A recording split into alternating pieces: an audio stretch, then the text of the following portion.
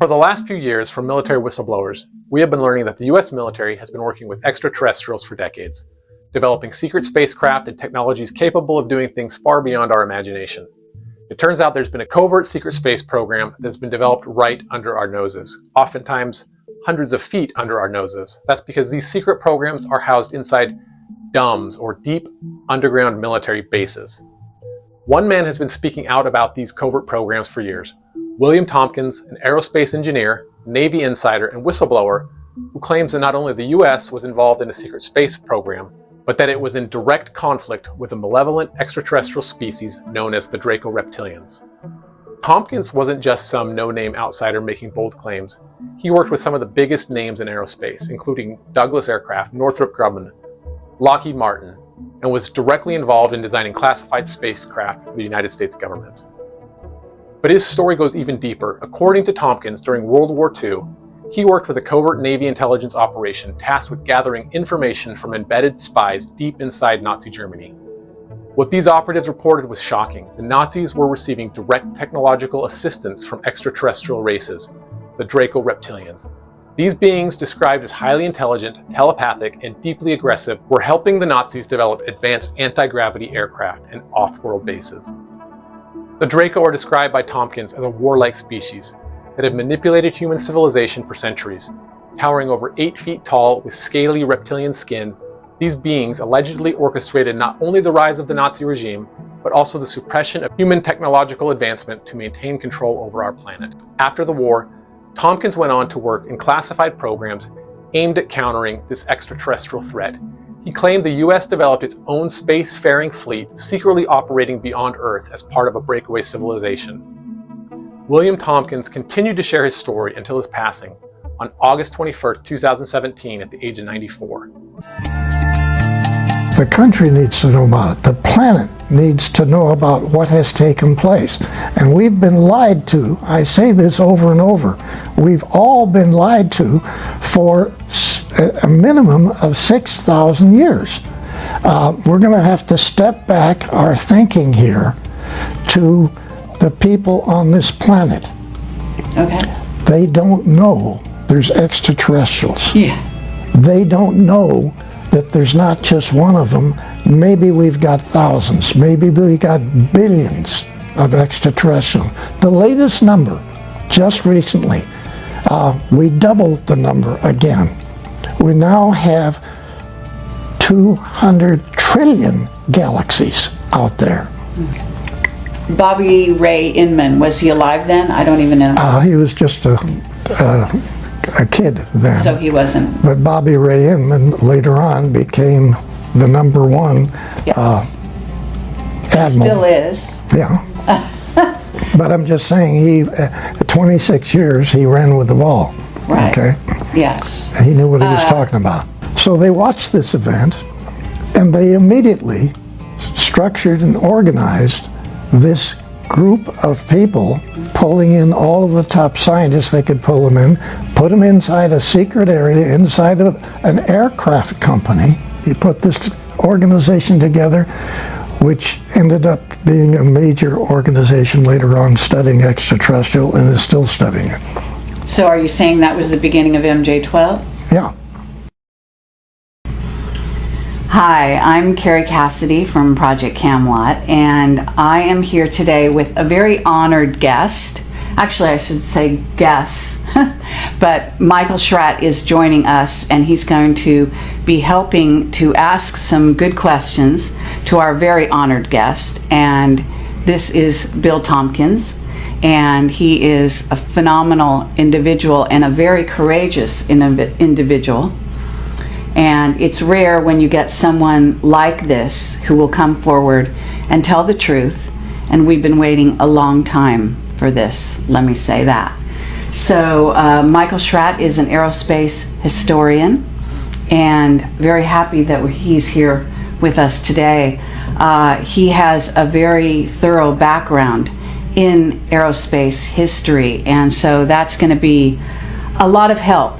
Actually, you may disagree with me, but I think you might be the first witness to come forward in the area of the secret space program, black projects, and who is actually, in a sense, sanctioned, being backed up by a section of the military, I would say. Now, I don't know if you'd see it like that.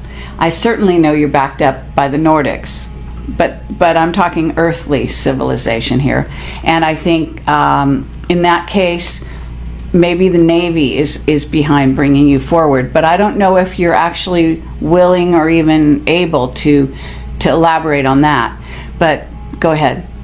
Well, actually, it's sort of a situation where I'm still involved with the Navy, and I'm actually having to participate in naval programs. So I'm going to discuss as much as I can. You're going to hit me with some questions, and I won't be able to answer. So I think the easiest way to just start this is to go back to 1942. Actually, for whatever reason, I was selected by some people in the Navy, Naval Intelligence, to essentially be assigned a program to discuss the U.S. Navy secret space operators who have been operating in Germany, trying to understand the tremendously complicated agreement between the SS and the Draco reptilian group who were assisting Germany. So this had actually gotten started much earlier with a very lovely young lady in Germany who was contacted by Nordic people to essentially get her friends to develop the necessary requirements to build a large space transport, get their friends and the family to join into this, and essentially leave the planet and go to another star's planetary system. And this is Maria Orsich. That's correct. And so she actually was doing this from like the late 20s, 1930s. And it ended up in the studies that I got involved in with the information from the operatives Navy operatives coming back from Germany into Admiral Ricobata's secret conference room at the top building, Naval Air Station San Diego. He's commander, Naval Air Station San Diego, but he has a hobby, okay? And this hobby is roughly 28, 29 naval operatives who in 1942 and possibly early in 41 were continually going back to Germany and studying all over the different research organizations what it was that the agreement had actually been made with Hitler, the SS, and the Draco reptilian people. Okay, but if this is happening in 41 or 42, the war is not over.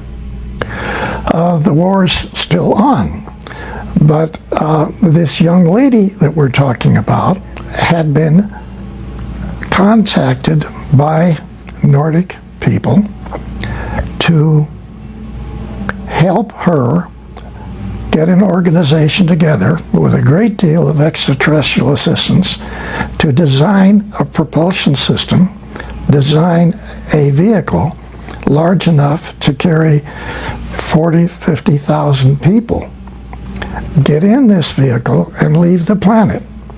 Now the SS was not aware of this. When they found out about this, they took over a group of 1,442 people, which included scientists, it included shoe salesmen, it included farmers, it included top research technicians. All these people were contacted by the Nordic extraterrestrials to assist people in Germany to get a vehicle built. So now we have a whole lot of civilians, nothing to do with the military, and with absolutely no desire to have the military involved in this extraterrestrial event. Okay? Real important. When the SS found out what they were doing, they took over everything that she had structured and organized, all 1,443 people. They had been hawking their farms.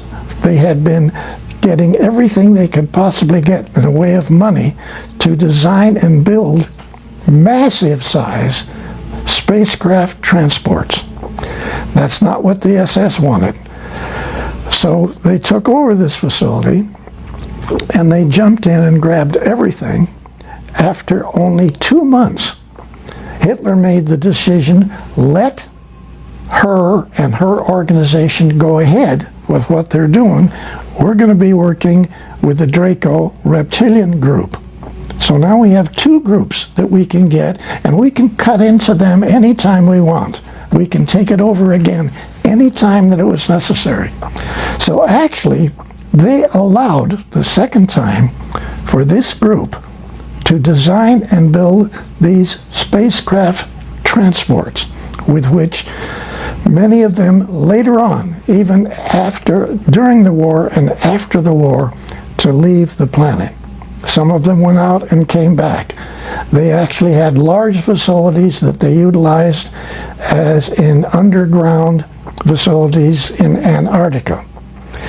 The Draco reptilian people had 2 enormous caverns, and I don't want to get off into that subject now. We can talk about it later.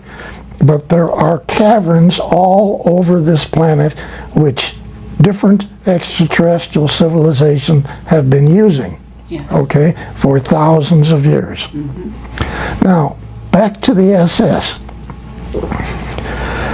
What the operatives found was an unbelievable series of situations that literally, when they gave their briefings to Admiral Ricabata, we also have one at least of 3 other Navy captains in his office at the time of this briefing to sort of set the stage for this. Okay, can I get the year that they did the briefing with Ricabata? 1942. Still during the war? Still during the war. Incredible. Okay. Yes. Yeah. Now, Admiral Ricabata, well, there was a large table. The operative sat on the other side of the table. Admiral Ricabata sat here, I sat next to him, and one of the 3 Navy captains sat next to me. The typist sat at the end of the table. That's the only people that were in there. We always had the same people. Essentially, all of these meetings, all of these disclosure meetings took place at night. The Admiral's aide would wake me up, sleeping in my barracks. He tapped me on the shoulder, and all he said was, "He's here." He escorted me across the facility over to this tall building, which is the command center at Naval Air Station San Diego. There's a small office near the top of this. That's where these disclosure meetings took place. So these operatives then brought back this information, which is, even Admiral Ricabata said, "I don't believe one word you're saying, young man." That came up over and over. Okay, can I ask you the name of the other Navy captain, or are we not to know who that is? Actually, I have to say I can't remember it right now, so that gets me out of it. Okay. Yeah. All right. But I really don't remember. Okay. Okay. But these operatives themselves didn't believe some of the information that they had to bring back, and so all they tried to do as best they could is present a package of information. Some of it even had manuals, okay? Some of the manuals were in hieroglyphics. All of the manuals were in German. Then they had photographs taken inside of research facilities in Germany.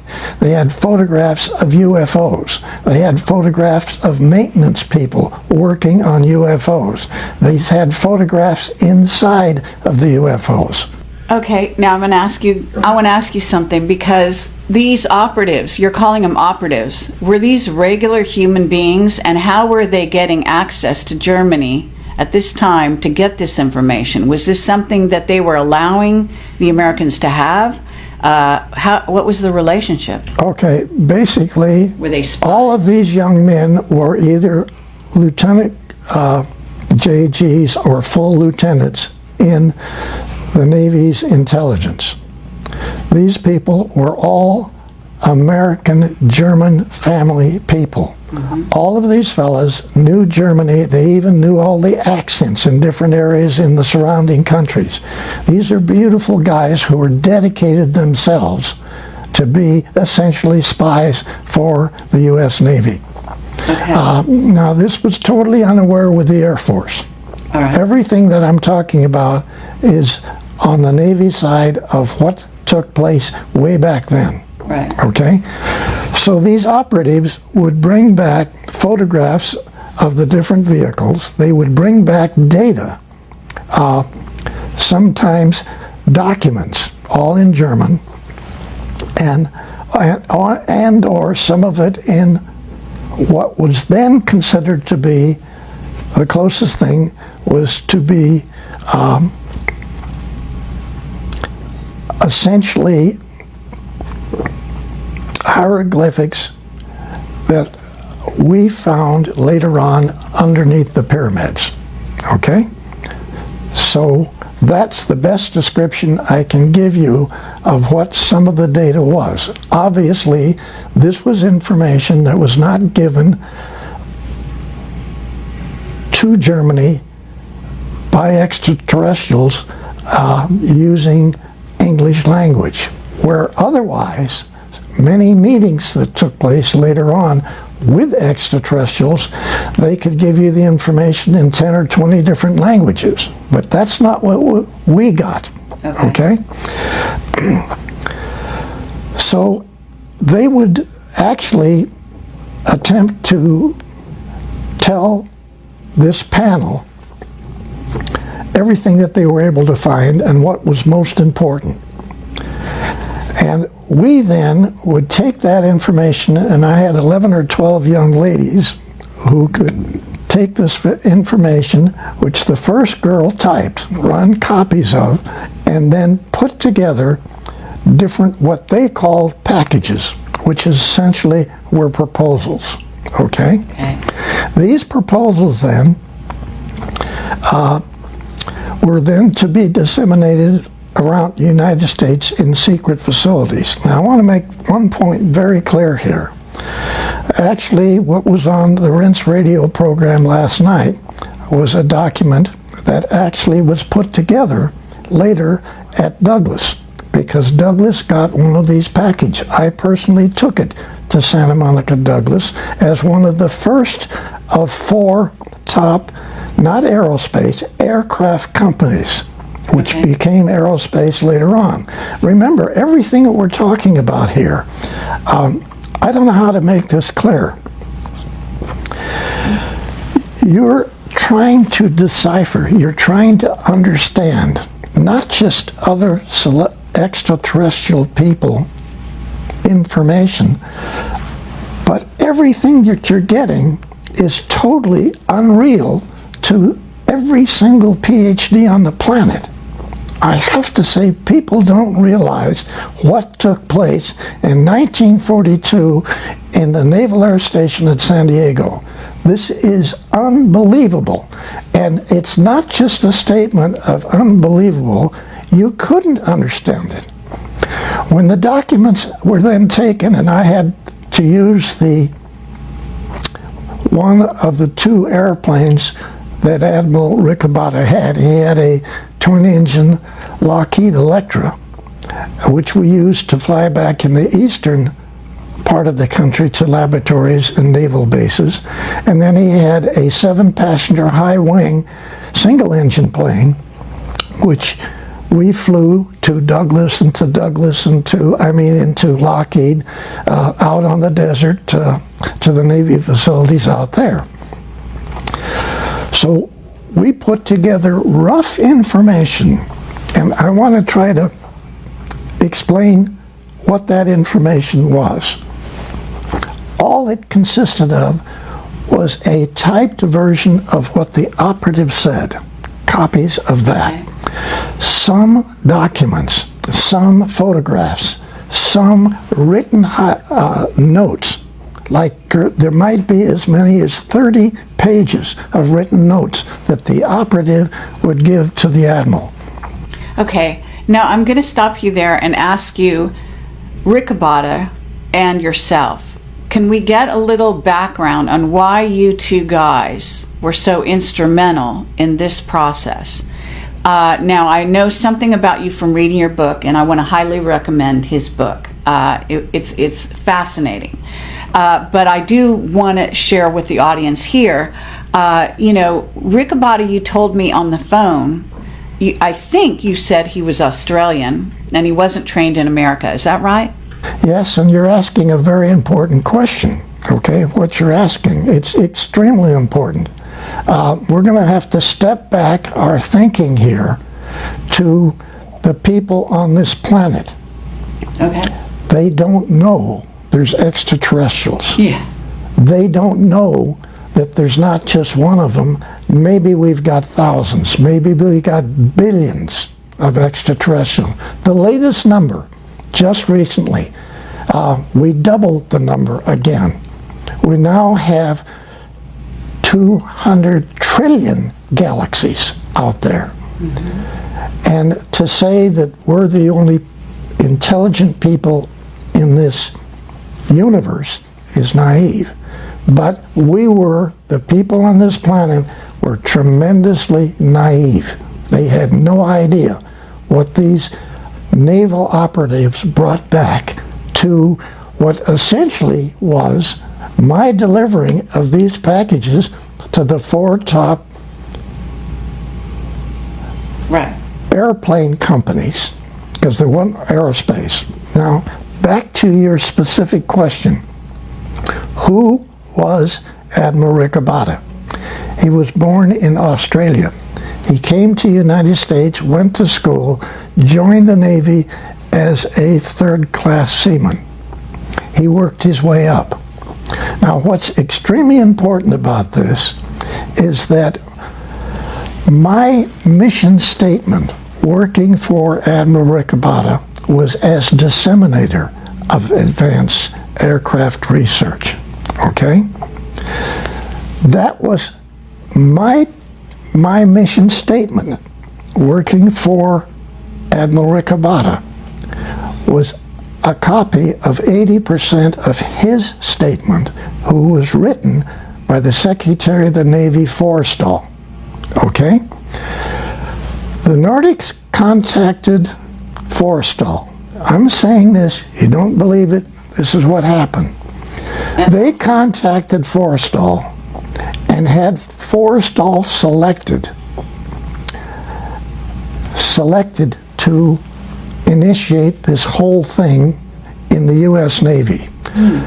Then Forrestal selects an Australian man, two-star Admiral Riccobotta, to be the one person to disseminate this data that our Navy intelligence found out what was going on in Germany. And this is staggering because at that time, people don't realize that there's more than one admiral in the Navy. At that time, there was 43 because there's so many areas that need support. Secretary of the Navy Forrestal selected a man who never went to Annapolis. Listen to what I'm saying. Every PhD on this planet, whether they're for science or for medicine, have been given incorrect information for thousands of years about the history of this, not just this galaxy, the universe. They had been given information which was controlled by Draco, Reptilian, and other extraterrestrials not to know what was really going on. So every book in every university on this planet had misinformation about every field, every technical field you can come up with. Okay? Yes. So when the operatives had to carry this out, they were not asked to study these packages. They were directed to study these packages. These weren't requests for proposal. This was a demand factor that this information that got typed up and the information in these packages to all of these research universities, to all of the top Navy laboratories, the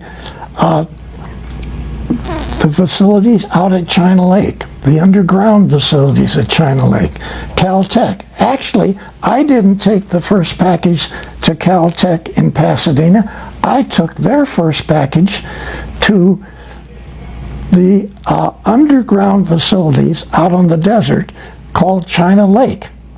And it's just north of the Air Force facilities off of Highway 395 out in the desert in California. Right. And I'm saying people don't understand or realize or gasp. They don't get what has happened.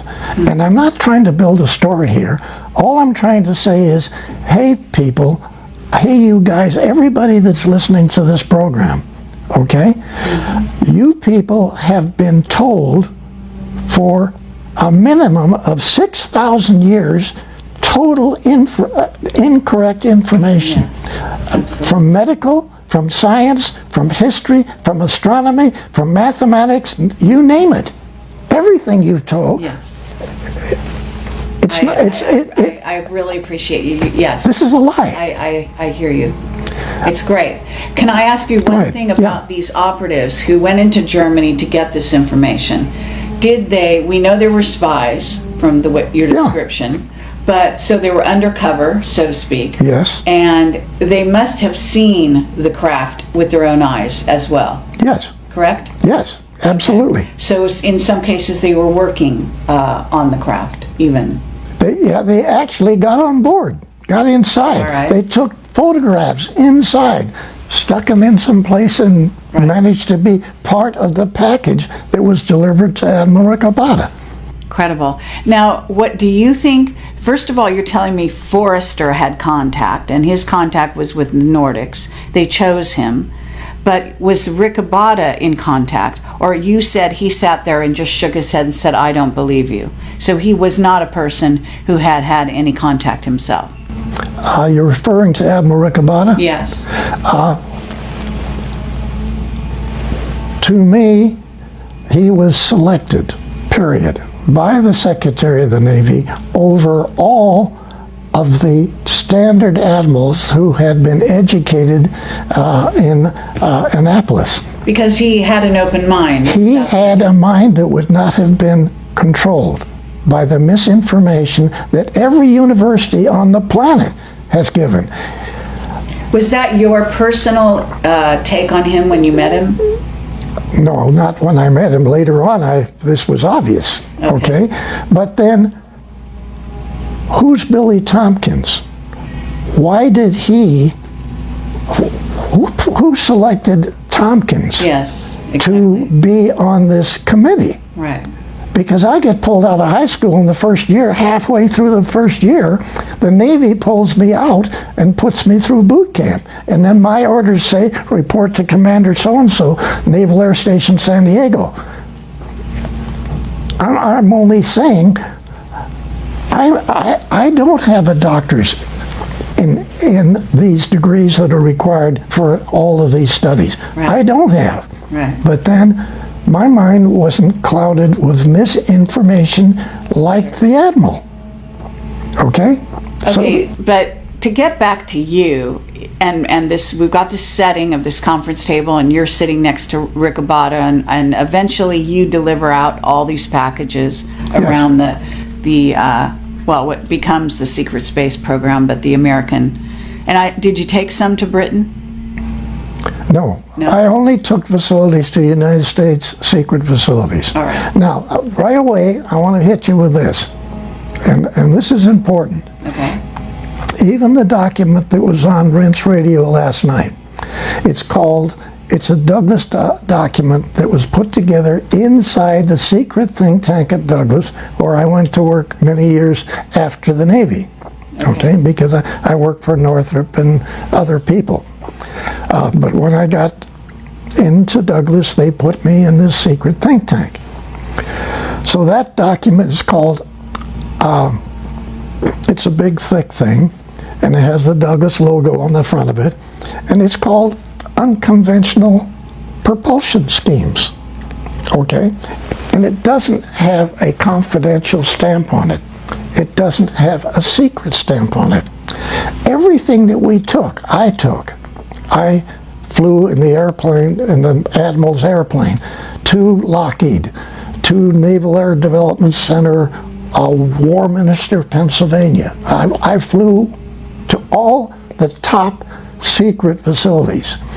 Not one document that was given had classified in any way given to them. Everybody knew it was way above top secret.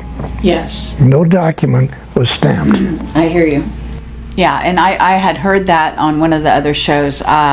So the idea being that if it wasn't stamped, people wouldn't notice it. They wouldn't make a big deal of it. Yes. It would just pass through hands. If anyone whose eyes caught sight of that document accidentally, they wouldn't see it, so to speak. But it's an interesting way to handle the most classified subject on the planet. Absolutely. Well, actually quite ingenious, really. So again, but I want to get back to you, because here you are. You're a kid at this point. I mean, right out of high school? I'm 18 now. 18. Okay, so you're 18 years old, but they've chosen you. I assume Forrestal and the Nordics chose you. Did you already have contact with the Nordics before you went into this program? Okay, let's go back to February 1942. Okay? Okay. They call it the Los Angeles sighting. What took place, actually, my mom was back east, and my dad, my brother, and I had rented a large apartment in Long Beach and California, and this was in a large home that had been broken into 4 apartments. So the second floor actually is 30-foot ceilings down below. So the second floor then is real high. Okay. And all the way across the back of this house, it's only 4 blocks from the ocean in Long Beach. All the way across the back is a great big balcony deck. So at about 5:30 in the evening one day in 42, my dad says to my brother and I, who were laying on the floor looking at the newspaper and the magazines, "Get up and come back here to the deck." So we get up and go out to the deck, and here's this spot, a little spot, okay, just above the trees and just above the rooftops, okay, of the houses that prevent us to see the ocean from this area. Okay. So we're standing there looking at this, and all of a sudden, out of this spot of light came a little beam. And it went like that, sort of about that 60 degrees. And we watched that. Then this beam went straight like this, hit the back of the house, lit up all of the trees, lit up the back, the roofs of all the houses, everything was lit up. And we went back, hit the wall, and then forward and grabbed the railing. Okay? It was gone. It was gone. Okay. So we went back, we had dinner, listened to a show on the radio, went to bed.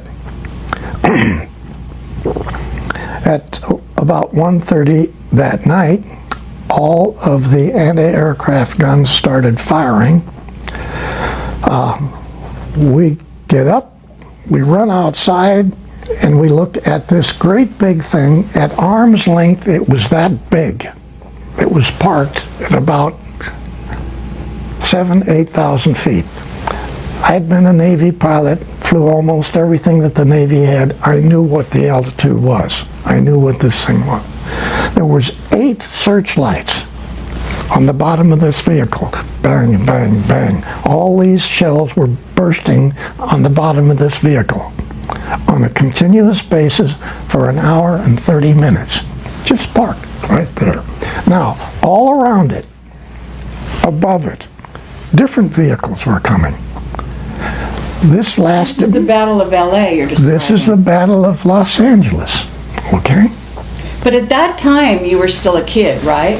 Yeah. So you hadn't been a Navy pilot yet. No. But now, later on, you were able to remember what you saw and know that it was these... I knew what the altitude was. I somehow knew this altitude, okay? Oh, really? Yes. And later on, I did. I flew almost every plane that the Navy had.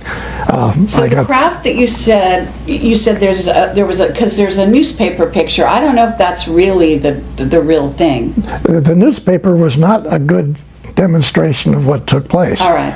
Now, what I'm trying to say in evaluating what happened in this sighting,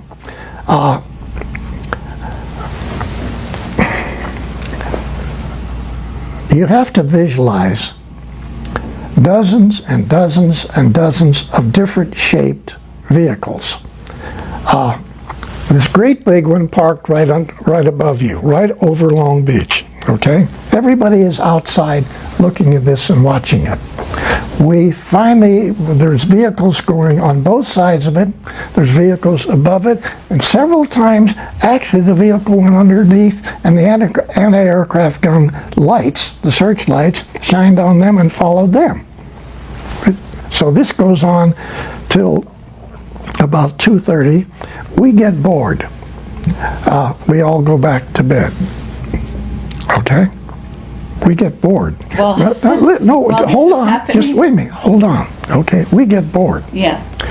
Now, while this is happening, and it goes on until 5 o'clock in the morning, many of the other people outside, okay, outside watching this from the street, yeah, stayed up all night long. Yeah. Okay, but better than a movie. Okay, no, wait a minute. Just listen what now, on the other side of your planet, at this same time, the Germans were bombing London. Oh, wow. Oh my gosh. Holy cats, this is February 1942. Right. Okay? Now, we got bored and went to sleep. Now, I want to make a very important point about the Los Angeles event, the sighting. Okay. Nobody got scared. Nobody got nervous. Nobody ran in the house and jumped with the covers over their head, okay? Everybody watched this thing. Nobody got sick. Nobody got real sick, died. There weren't anything of that. The only people that were killed in this were from our own shrapnel. Now, people watched this same sighting, we found out later, from Santa Barbara. Mm-hmm. People watched it from San Diego. Sure. This is a massive group of vehicles. Now, listen to this analysis. You got to tell me.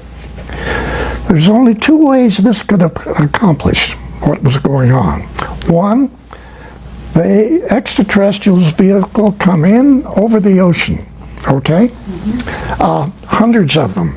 They go all over Los Angeles. They go to They go to the telescope on Mount Wilson. They make a turn. They either go north or they go south. They fly out to sea, they turn around out over the ocean, and they come back to make you think there's a whole lot more vehicles there than actually there is. They either had to do that, or we watched thousands of vehicles come in over western United States from 1:30 to almost 5 o'clock. Mm-hmm. And they shot at them and weren't able to hit them or destroy them in any The way? shells burst on the bottom of them. They're not bursting on the bottom. There's an electromagnetic shield, but the shell hits and it blows up, but it doesn't do any damage. Now, yes, we did shoot down 2 small ones, which were not occupied.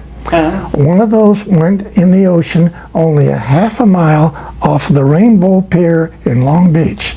Your Navy picked that up. So your Navy had an extraterrestrial vehicle in February of 1942. Okay, so that's before the operatives came back with the information. Because you said in 1942 they had... Okay. This took place just before I was contacted, pulled out of high school, flown over to Naval Air Station, North Island. Okay? What this says is that a whole lot of people who were involved in this sighting immediately knew there were extraterrestrials. Now, I want to take this a little further.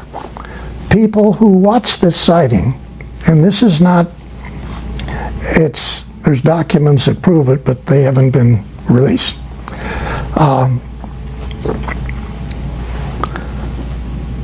Two Navy admirals, 2 Army Air Corps generals, and an individual whose name is Donald Douglas Sr.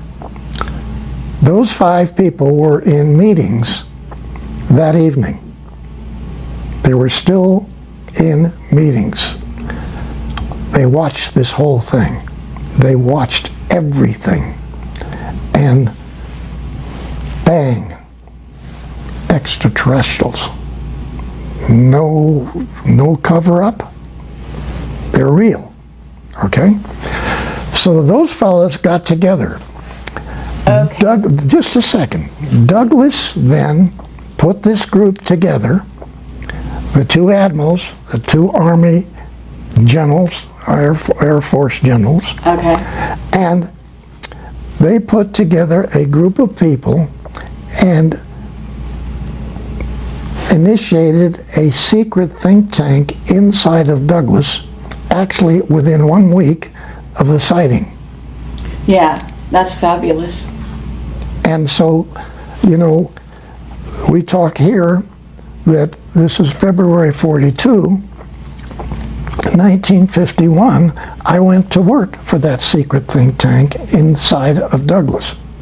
I had been working for Northrop for 2.5 years. I worked for North American for a short time. I worked for Lockheed for a short time. And then somebody telepathically told me I need to leave Lockheed and I need to go to work over in Santa Monica at Douglas. I didn't read a document that said do that. Okay. So I went over and applied for a job as a draftsman. Okay, no, I'm sorry, not a draftsman, as a model builder of metal wind tunnel models. Okay? Because remember, I had built a group of models over quite a number of years. Yes. But I still, I mean, I want to make sure that we have this, the LA sighting, the LA Battle of LA, because that was so amazing. And this is even prior to Roswell. Yes. Okay. And in essence, are you able to say who those other people are? Because you said Douglas is one of them. but the other admirals and generals that were in that meeting, that small meeting, watching all of this, who then put the secret think tank together, who they were. Is one Curtis LeMay? I mean...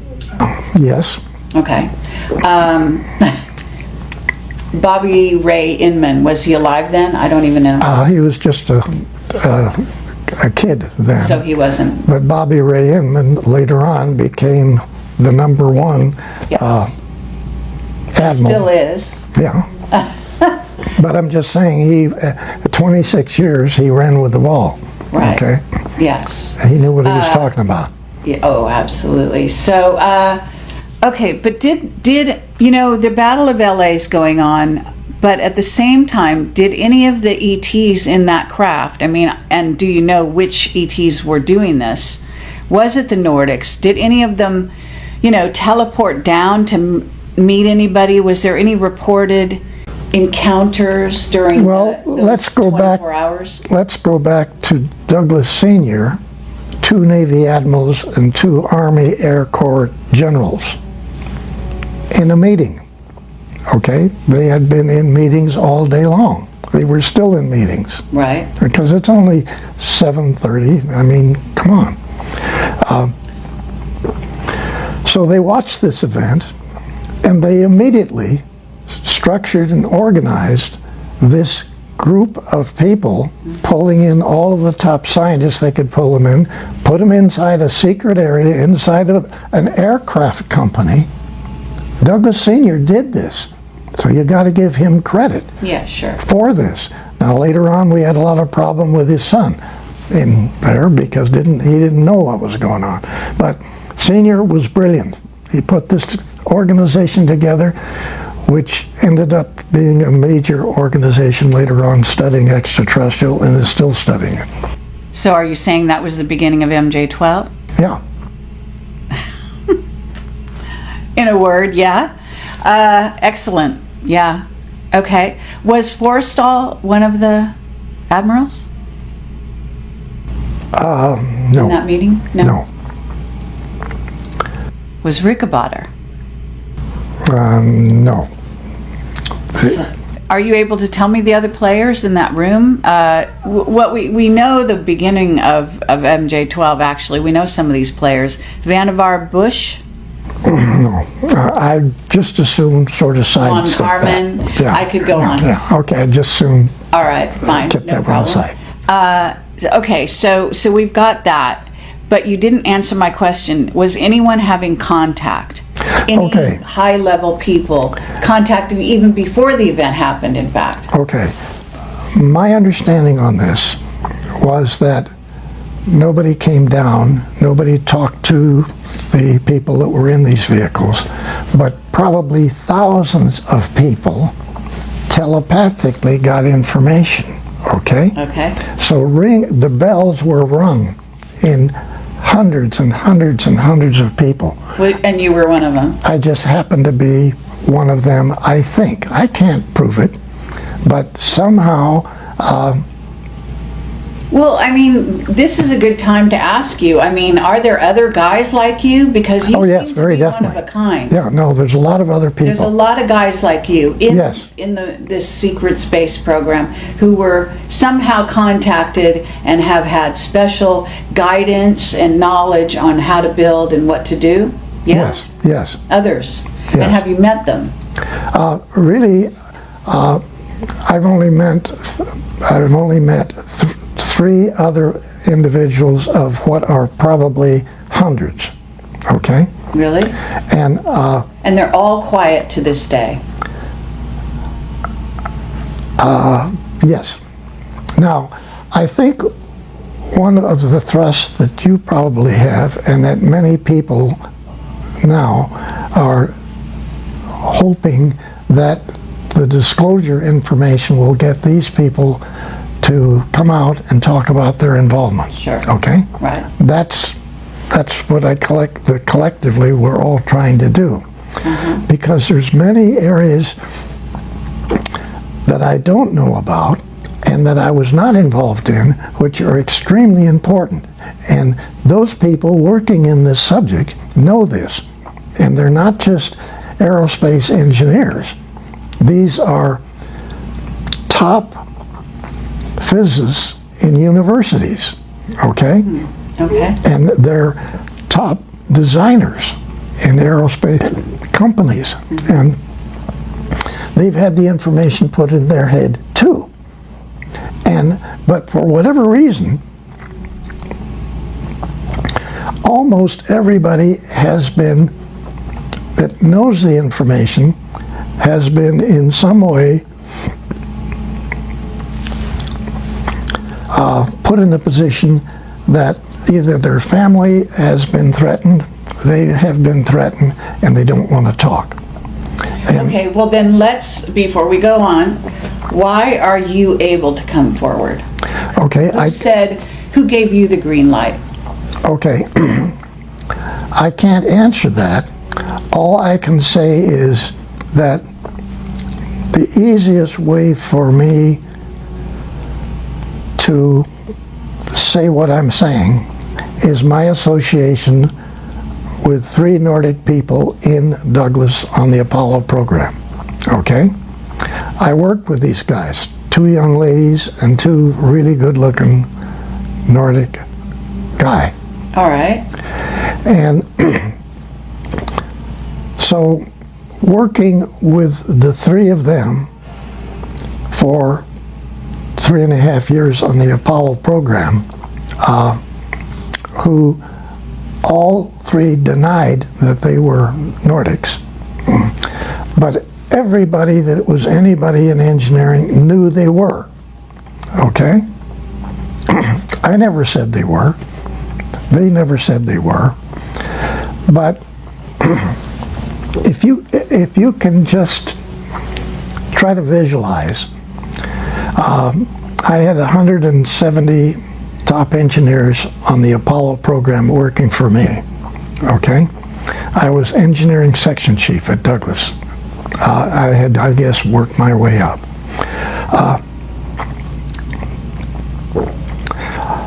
I come up with approaches and concepts, and I get these implemented by all my designers. Yes. Where did some of my ideas come from?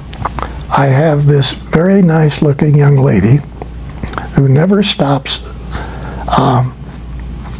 kidding. It's fun to go to work. Mm-hmm. She never stops kidding. She's always sticking it in and turning it. And not just that, but she's always stuffing things in my head. Mm-hmm.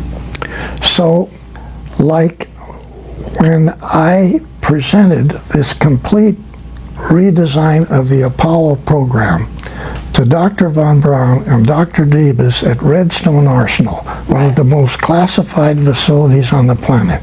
Yeah. I had a 6-foot by 6-foot model in a great big box put on the DC-7 to fly down to the Redstone Arsenal, okay? Yes. I rented a truck.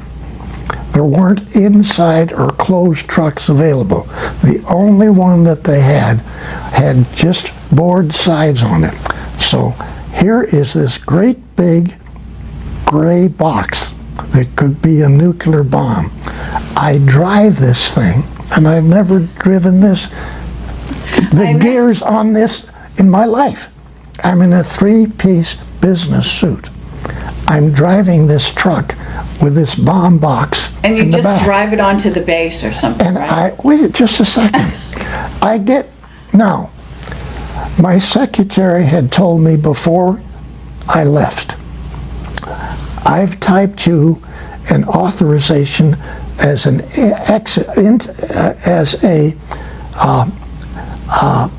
allowance to go on board the base, okay? You're never going to use it, okay? I said, you're gonna get on base, and you're not going to have anybody bother you, okay? So yes, I'm driving this truck a long straight road to get to the gates of the base. And she said, I told you before, Billy, telepathically, I'm driving the truck. just keep going. So the gates open. Okay. So great. Now, off on the right hand. Wait a minute. Great movie. Yeah. Okay. Off on the right hand side is this massive parking area for all of these trucks, all of the people to get on base, go through the security checks. Nobody, it's one of the most classified bases on the planet. Sure. And the doors open, the gate opens, and none of the 4 police guards at the office, they didn't pick up their rifles and come out and start shooting. Nobody did. The rifles just stayed by the front door where they stood. But is this Nordic mind control? Yes. Is it? Yes. Okay. So what are you telling me? You're here because of Nordic mind control today? You know what I'm saying? I mean, you know, is that what's happening? I mean, are these, you know, top admirals who've been in this game now since 42 at least, are they letting you come here because they've been persuaded to do so, or because they've been mind controlled by Nordics to let you come? Okay. I have to say, really, I don't know. And I really don't know. I love that. Okay? That's awesome. Okay. That's awesome. I would say that that's probably how you got, actually, I didn't just mean here disclosing, but actually here talking to me, because I'm usually the most dangerous woman out there. I mean, to tell you the truth, that's my reputation. So somebody letting you talk to me, I mean, I know the Nordics are cool with me, so now I know why you're here, because... You just answered it. All right. Okay? Yeah. Now, while we're still not believing the gates to open, I drive this truck through a massive base that's covered with trees. You can't see the sky, okay? You can't see where this tall building is that Von Braun's tower is. Right. I finally get to this. I drive right up. There's 3 levels of steps going up if you come as a guest. That you can go into the back and drive in the back and get in there. So, tell me why, you tell me why 4 security guards come down the steps carrying a big rectangular dolly with 4 wheels. Okay? Yeah. I haven't said anything to them. They come over to the truck, right. I'm out of the truck. They take the boards off the side, lay them down on the concrete. They pick up this model and they put it on this dolly. Why was that dolly available? Sure. I'm asking. Nordic mind control again. Okay. So they carry this big box with the model in it, the command center for launch of Apollo, which nobody in NASA knows even exists. Because remember, that's my concept of what you've watched on TV every time you watch an Apollo mission. That great big facility. Well, we got a lot of questions about that. But just a second. Our contract on the S-4B stage of the Apollo, the command stage section, okay? Right. Requires us to utilize a open hangar with doors on both ends of it to check out our facility, our stage, and then assemble it on top of a outside assembly area, okay? This is insane because we've got the most advanced circuits that have ever been designed for the entire computerized operation of Apollo. Because remember, Germany was all mechanical. They did not use computers. Even back in those days. Back in those days. Now, this facility then has this massive outside structure where you assemble your stages on this, and it's 270 foot high, okay, out in the open, and then somebody lights the engine, and we get the engines to operate, and it lifts off. The checkout of everything is outside. The checkout of the facilities and every part of the whole program is out in an environment with the doors open in a hangar.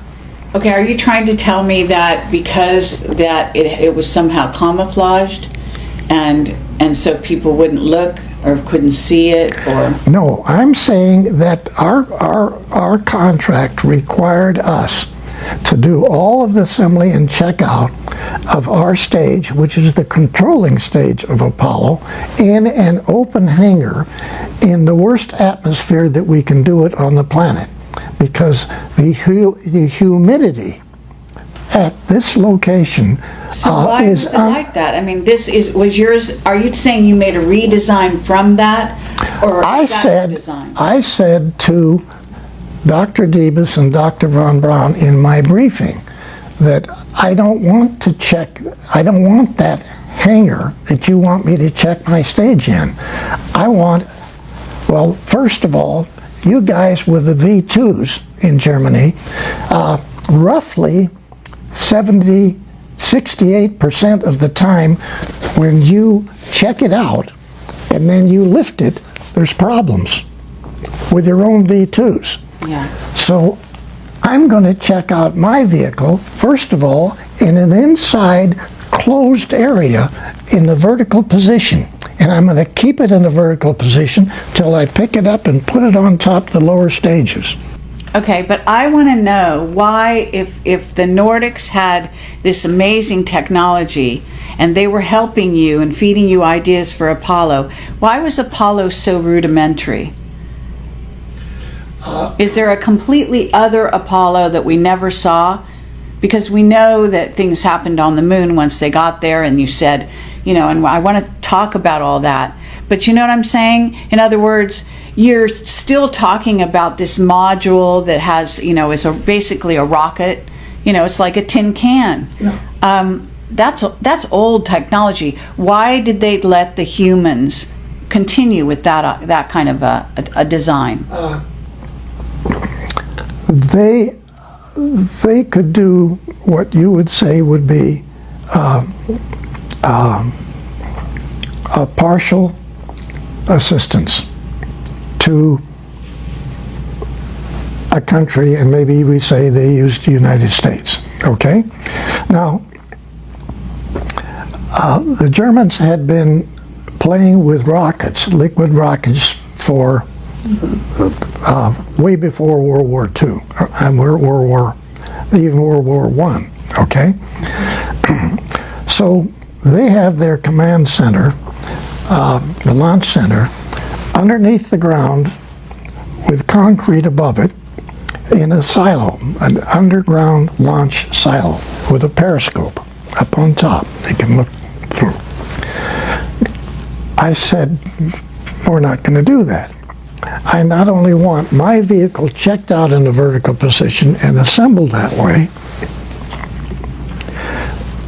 but I'm not going to use your underground launch facility for my cabinets full of support, checkout, and launch equipment. I want a facility which will be a closed facility to assemble all of the stage and check them out. Okay?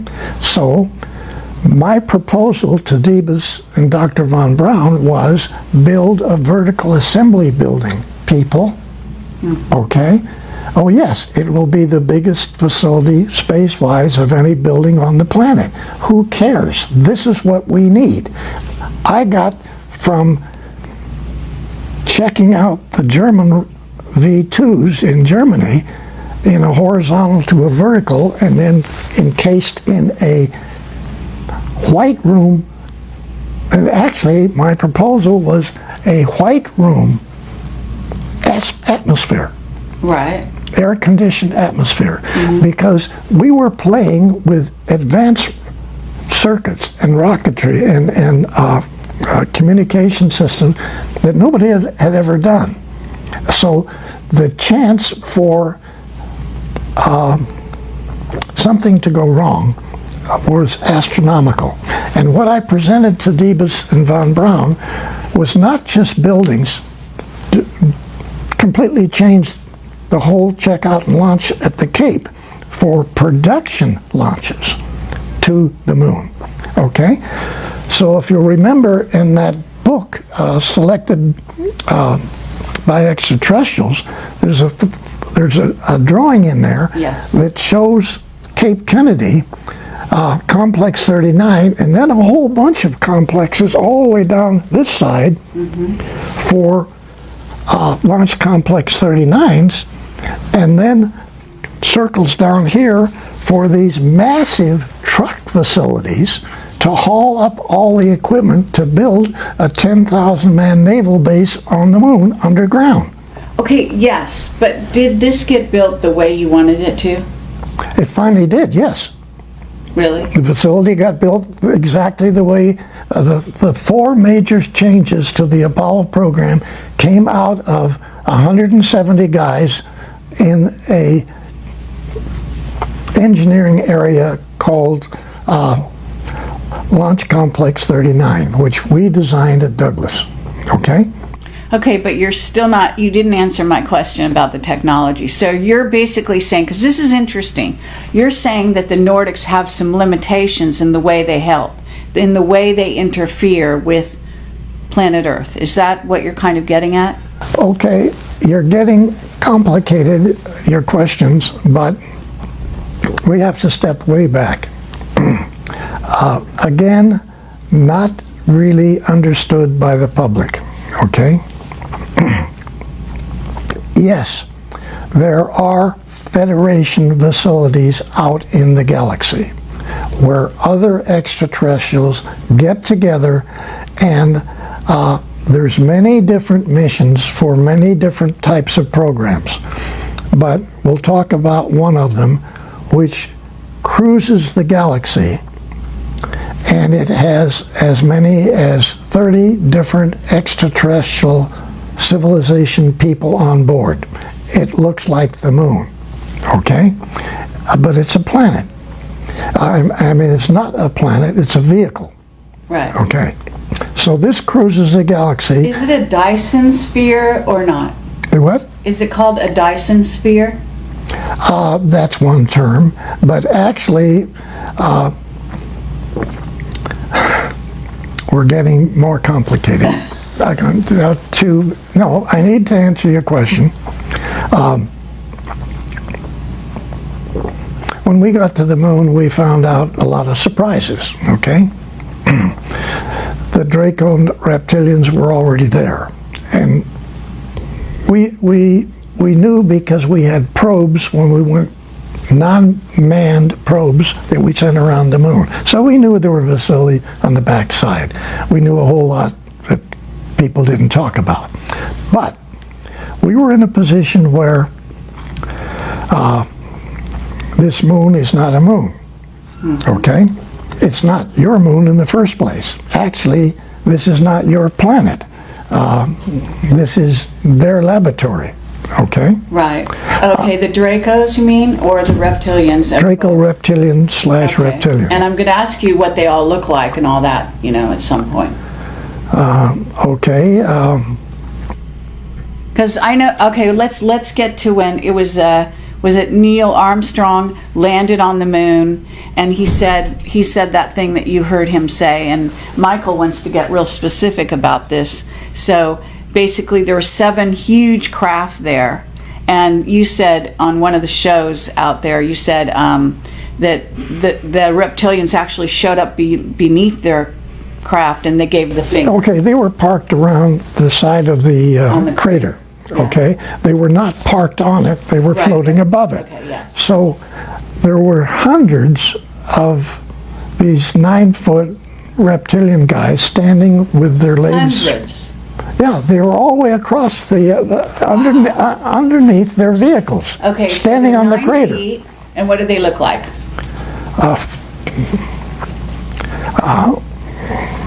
They're ugly-looking lizard, alligator-type people. They got They got the same skin as the lizards got, okay? And terrible looking faces. But then they have the ability to shift and look like a human. All of them do, okay? Okay, do you think von Braun was a reptilian? No, You really don't? no. Okay. Your president, yes. Oh, which one? George Bush Sr.? Yes. Yeah. Sure. And Bill Clinton and this guy you got just got Obama? rid of. Yeah. Yeah, They all were, right. okay? So, and they all have this ability to make themselves look like real good-looking people. And you're saying Trump isn't one? No, he's not. Okay? Well, that's a relief. And and he knows more about this subject than people realize. Oh, excellent. But trying to get back to your earlier question, these groups of extraterrestrial who work together but are at war with other extraterrestrials, okay, have these vehicles that look like a planet. Right. Like our moon is a vehicle. It's a command center for this arm. The easiest way to look at this is to put your arm out like this.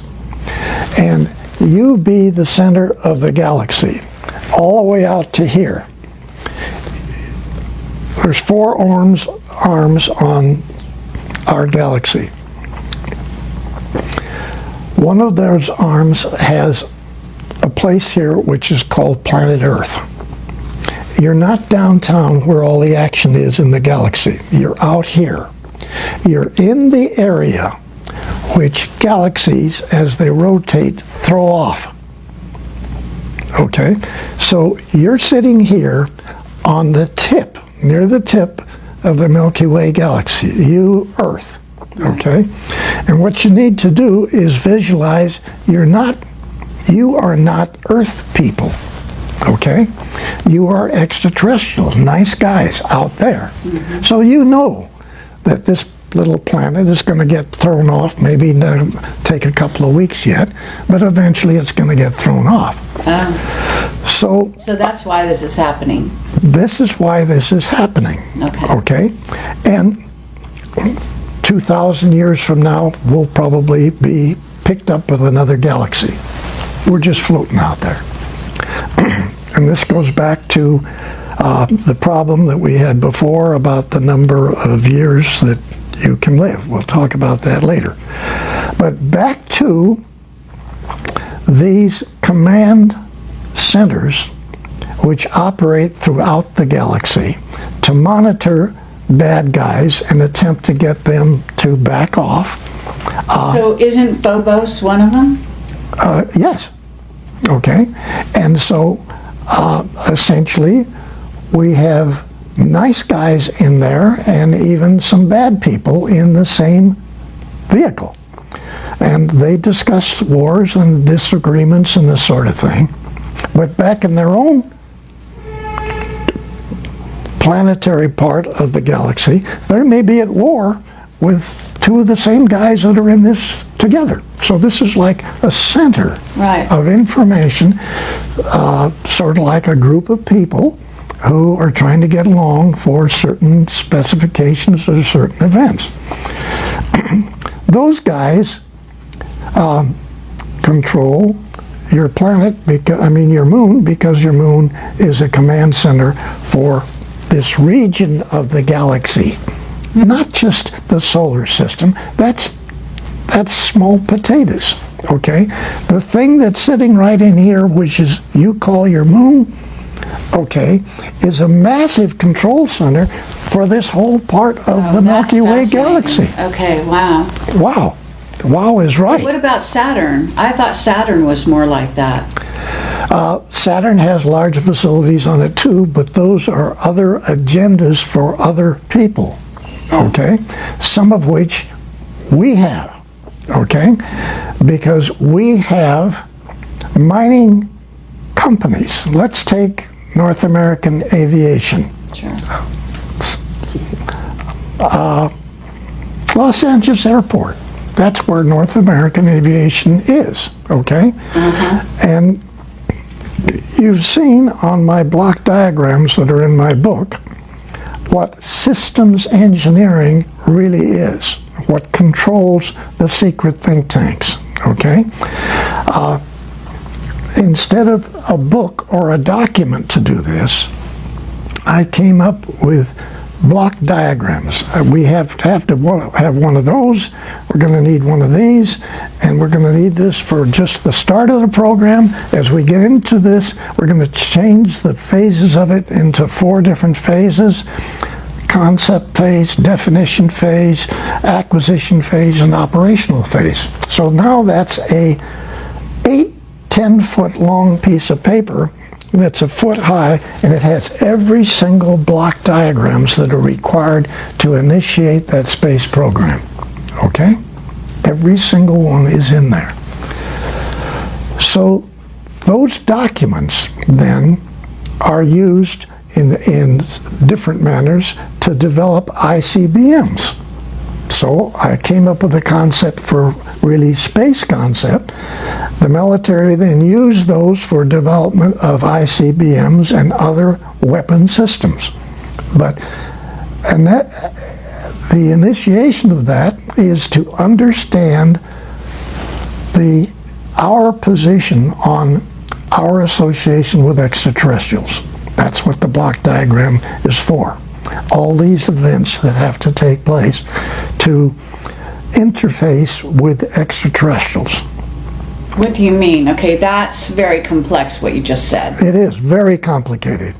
So you're talking about yourself having a diagram, having been the person who creates a diagram, that the entire sort of maybe all the militaries are going to follow, that's going to diagram out our relationships with these with the rest of the ET we've races? used what turned out later to be a standard requirement, this block diagram thing, for every weapon system that any of the military has, whether it's Air Force, Navy, Marines, doesn't make any difference.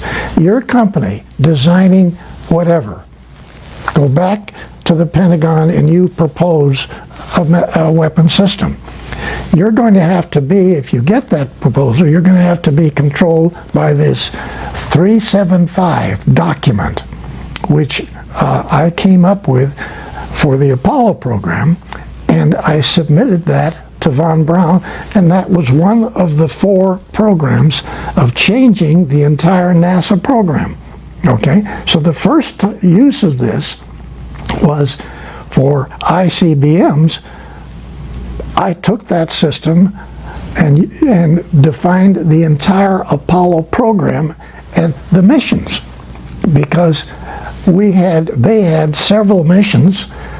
My group in the secret think tank came up with 44 separate missions extended to the year 2000, 1999. So the Apollo program was supposed to not just go to the moon, pick up the rocks, take the photographs, and come back. The Apollo program was to take us out into our solar system, build naval stations on every habitable planet or its moon, okay? Right. And then the next phase was to go to the 12 closest stars, Alpha Centauri being the first, put naval stations, bases on all of its planets, except we stopped that one because it had 2 suns and the radiation factor was not, we couldn't do it. But 11 other stars, the 11 closest stars to you, okay? And you're saying it's been done? And I'm saying that's what we plan on doing. Okay, you planned starting with Apollo, and you planned That is up the to Apollo mission. 1999. No, that is the Apollo Oh, mission. that's just Apollo. Okay. Did it happen? No. It got stopped, right? Yeah. And it got stopped by the reptilians. Yeah, they said, no. Okay, now this diagram that you're saying, this block diagram that is the militaries are all following, It basically is, in a sense, your design initially. It came through you, but it must have been downloaded to you somehow from the Nordics, saying what Earth people were going to be allowed to do. Is that what it's saying? Okay. What kind of weapons they could or couldn't build? It was not for weapons. It was for us, and actually that's in my book. Right. It was for us to go out into the galaxy. Everything that's necessary to build a transport or a vehicle. Go out in the galaxy, have communications with other extraterrestrials out there, and set up businesses with them. Right. Maybe we could mine stuff for them. Maybe we had certain materials they don't have. We could market these. Okay. They may have things that we want to buy. Set up communications with other civilization people out in the galaxy. That's what the first block diagram was for, and that's what the mission was to have originally been, what we recommended. Okay? Yeah. Now, yes, Nordics put that stuff in Billy Tompkins' mind, and he runs with this ball. Okay? But you've got it in the book. I mean, that's what our thrust was. It was not military. Then the military picks up this document, and they run with that of every military program anybody wants. Okay, but when you say the military picked it up, I mean, here you are kind of almost embedded in the military. You're dealing with von Braun and Diebus. Now, they're Germans. Yeah. Okay? So there is some kind of interaction going on between still Germany, the U.S., and then Project Paperclip, bringing over all the Nazi scientists. Yes. And at some point we're being infiltrated. It's clear in your book that you, and especially your close friend that you worked with a lot, you used to talk in the dialogue of the book, you're always saying someone is interfering, someone is on a higher level trying to manage this situation. Implement the situation. Okay. So you're having both white hat guys out there, okay, and we got black hat guys out there, and they're both influencing us. And they still are. They have their agendas. And they still are, yes? Yes. Yeah. As we're talking, they're still doing this. Yes. Okay? It hasn't stopped. Okay, before we continue, and I want to take a short break, I'd let you drink some water. I don't want to leave this subject where Michael can ask his question, that he has, make sure that he got his question answered about, again, back to Neil Armstrong on the moon and the 7 huge craft and all the reptilians standing there. You wanted to ask a question. Yeah. So. I just wanted to back up for just a quick second. When Bill talks about classified documents not being stamped, that's absolutely correct, because that is the procedure that Kelly Johnson followed at the Skunk Works in Burbank. When they were doing the F-80, the U-2 spy plane, the A-12, and the SR-71, none of those documents were stamped top secret. That was per Kelly Johnson, so you're absolutely correct about that. Crazy, but yes, you're right. Yeah. So, Bill, are we to believe then that you are the genesis of the vehicle assembly building at the Kennedy Space Center? You're the genesis for that idea? Yeah, but that actually is for the NOVA program. Okay. Okay, NOVA vehicles. In the book, I think there's 7 of them in the one picture. You see 7 different types of NOVAs. You see the Apollo vehicle, it's over in the corner, it's a little tiny thing. Then you see these great big things that are 10 times the size of Apollos. Okay, those are all trucks. They're trucks to haul up boring machines for the moon, to bore into the moon, to find areas where we can do our construction of a 10,000-man naval operation and research base on the moon.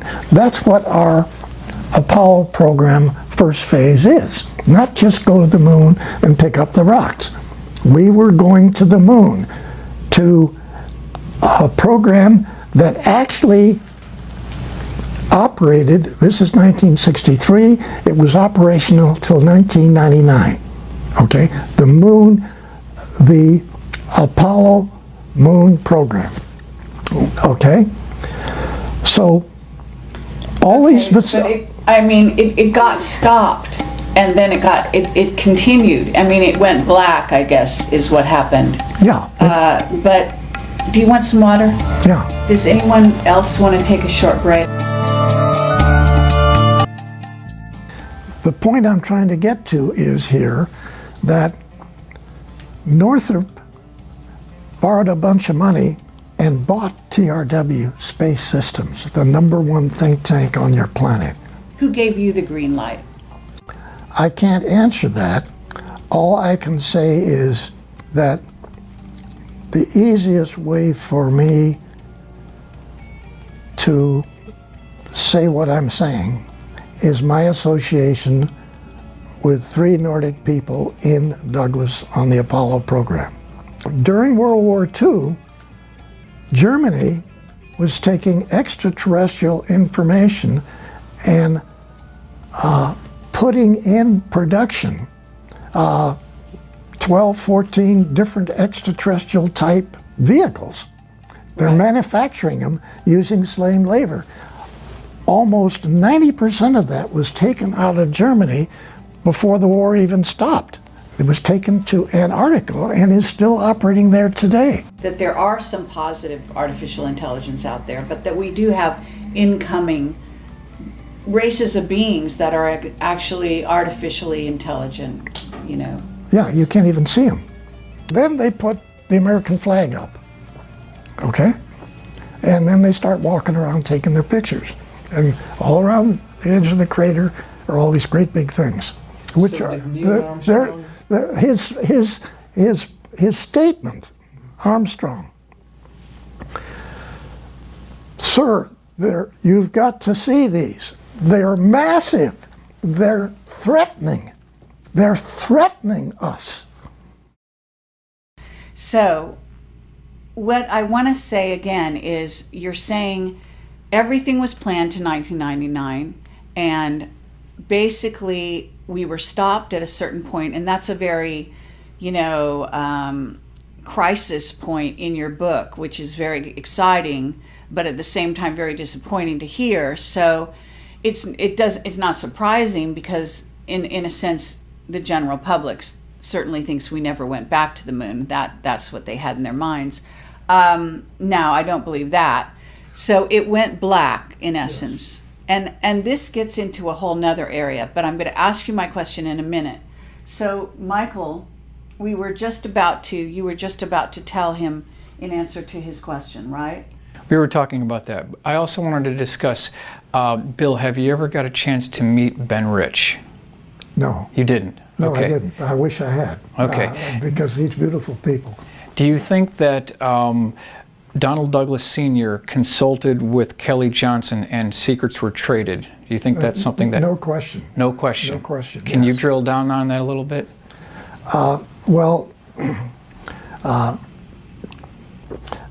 Donald Douglas was far more important in this whole thing than people realize. I'm not trying to give him a big deal, but he certainly was. And so he, for instance, knew Northrop. And I want to sort of level out on Northrop, because remember, TRW systems that came on after all of this early program things, TRW came out of the Douglas think tank. That's where it came from. And so TRW then had what constituted, I worked there for a number of years, they had unlimited funds to literally study anything, okay, any subject you want. So the TRW staff, the president, and many of the top engineers were in the Douglas secret think tank before. And so not only did Douglas talk to TRW, but Douglas talked to Northrop. Douglas talked to Lockheed. these fellas were not exchanging information because they were competition with each other. But at a technical level, they talked together. And they then, like the first package that I flew to Lockheed in the valley there, was the first paper that Lockheed had, which formed the think tank. And so collectively, the information was individual for each of the companies that we flew packages to, but there was also coordination between, like Douglas Senior and the top people at Lockheed. And it's not that they were trading information, but they were at the same level diplomatically, and they communicated. And so Ben Rich, what he said before he passed away, I think is extremely important, because he, in one statement, he came up with what the real situation was. And he's leaving that with, okay, it's you guys' next move. It's your next move. This is what he's telling you. It's there. You can leave it, you can back off, or you can participate. I think those words were unreal, truthfully. That's sort of a box of the whole situation. And those guys in the skunk works at Lockheed were right on, okay? Now, I did work for Lockheed 3 different times. One, I worked for NavSpace. I was working for NavSpace in a facility inside of Lockheed. I delivered documents to Lockheed, actually 4 times, and I worked for Lockheed 2 other times. I actually worked as a research wind tunnel model expert. Okay, so and that was the first time I actually worked for Lockheed. But I had delivered packages to Lockheed 10 years earlier, and so my participation with them was then different than my participation with Northrop, because I actually worked for Northrop for 2.5 years. And the point I'm trying to get to is here that Northrop borrowed a bunch of money and bought TRW Space Systems, the #1 think tank on your planet. Holy cats. I mean, this is wild. Northrop borrowed some money. They went to Virginia. They bought the U.S. Navy's shipbuilding company that builds aircraft carriers. A massive #1 facility on the planet that builds aircraft carriers. Now listen to this. What did they do that for? So they could take their engineers, crawl all over aircraft carriers, look at it, and figure out how to make a 790-foot aircraft carrier into a kilometer-long spacecraft carrier. What better tool could you buy? Wow. I think that when we address all of these things that the different people have done, it's mind-boggling. I mean, it really is. And you well, what about Boeing? Okay, Boeing is also involved with building And Rockwell.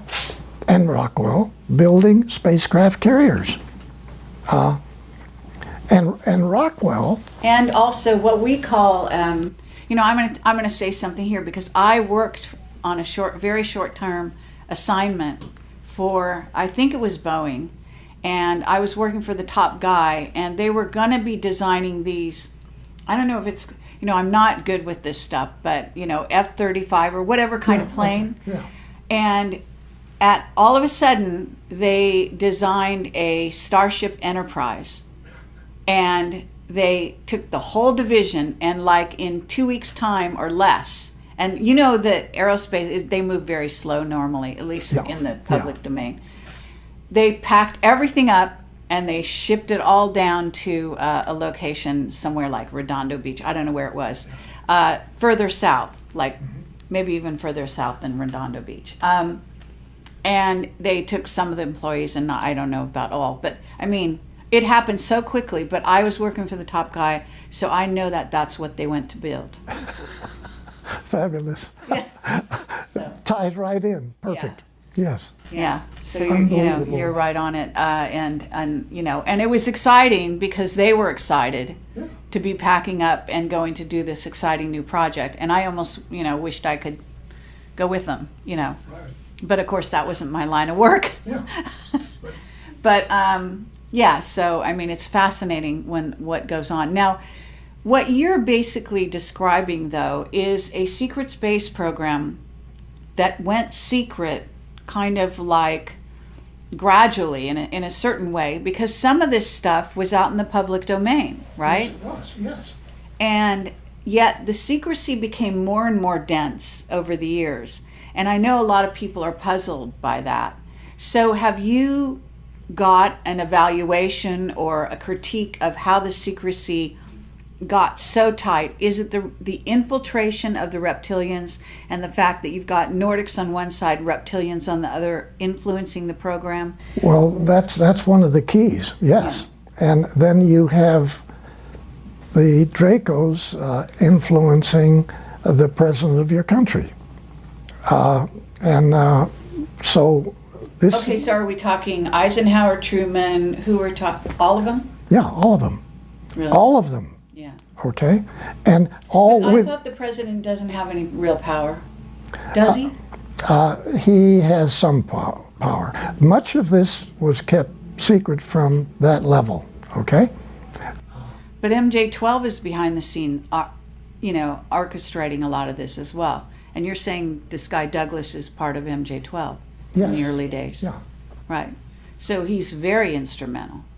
Yes, and actually for him to talk, you know, two of the Navy admirals and two of the Army Air Force generals to put together the most advanced study group on the planet and put it into a secret tank inside of Douglas Engineering. I mean, yes, it separated several years later, but Douglas put this together himself based on the Los Angeles event. Right. I mean, this is staggering. Was Rand around during that time, or No. was that after? Rand came out of the think tank. Oh. Actually, there was this divorce that I talked about in the book. So you have TRW and Rand? Was it like that? Well, Rand, because of manufacturing taking over all control of Douglas and removing it from Douglas Sr., okay? They did. And so they didn't want any of this extraterrestrial stuff in their company. They wanted to make airplanes. I don't want them even here.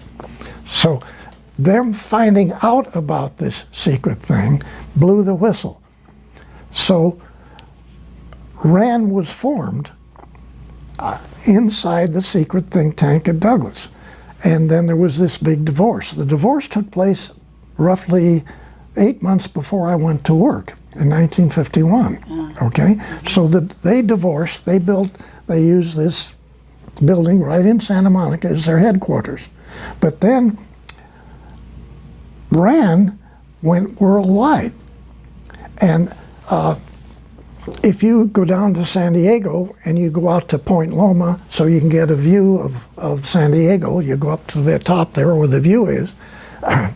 As you went out there, on your left side, underground, that's all RAND. On the right side is nav space, underground on both sides. You're there looking at San Diego. Right over here is all of this massive RAND thing, and all the way back on this side, nav space. You don't realize what came out of the Douglas think tank. How many years is this? That's 70 years ago. I mean, this is crazy. Okay, but let's also talk about NASA a little bit. Okay. Because at a certain point, I mean, you're coming from Douglas. This is a aerospace an aircraft company, and you're bringing changes to Apollo that affect NASA. Yes. Okay, and top dogs at NASA are Debus and von Braun, and they're Nazis. Yes.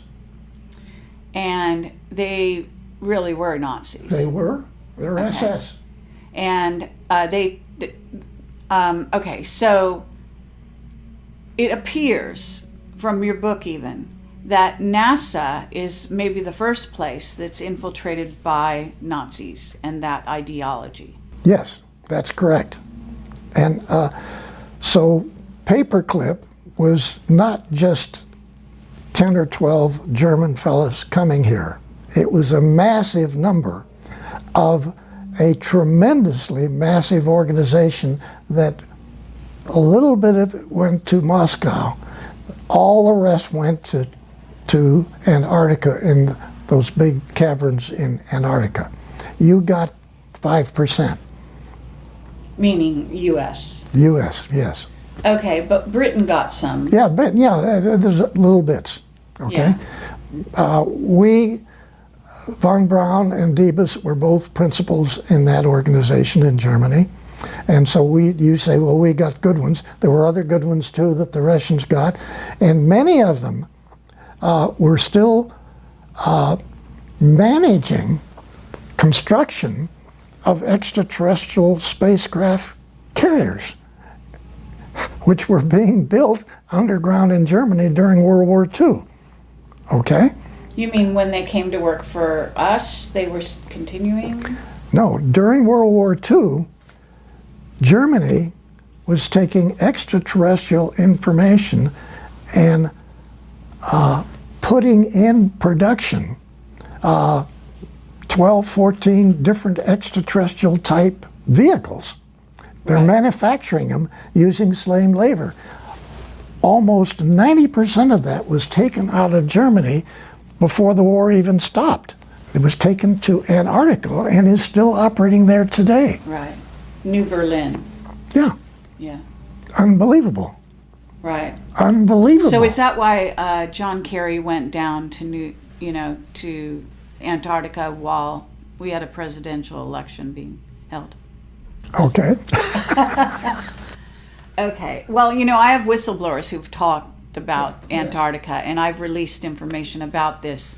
Now, I'm not a whistleblower, okay? I am simply an individual You're who has sanctioned been by the military. That's a whole different ballgame. Okay. All right. You're coming from a completely different angle. Most of the people that I deal with have worked in above block top secret. Okay, I may even have worked with you or near you, but they have come out of the organization. Then they start talking, in some cases violating their security agreements. Okay, I don't know what that's all about, but I am just trying to put it aside. I understand, but this is a radical change for the military to be actually bringing one of their own forward in this way. And I wonder if your enthusiasm is going to be catching? Are there going to be others like you? This is what we're hoping will take place.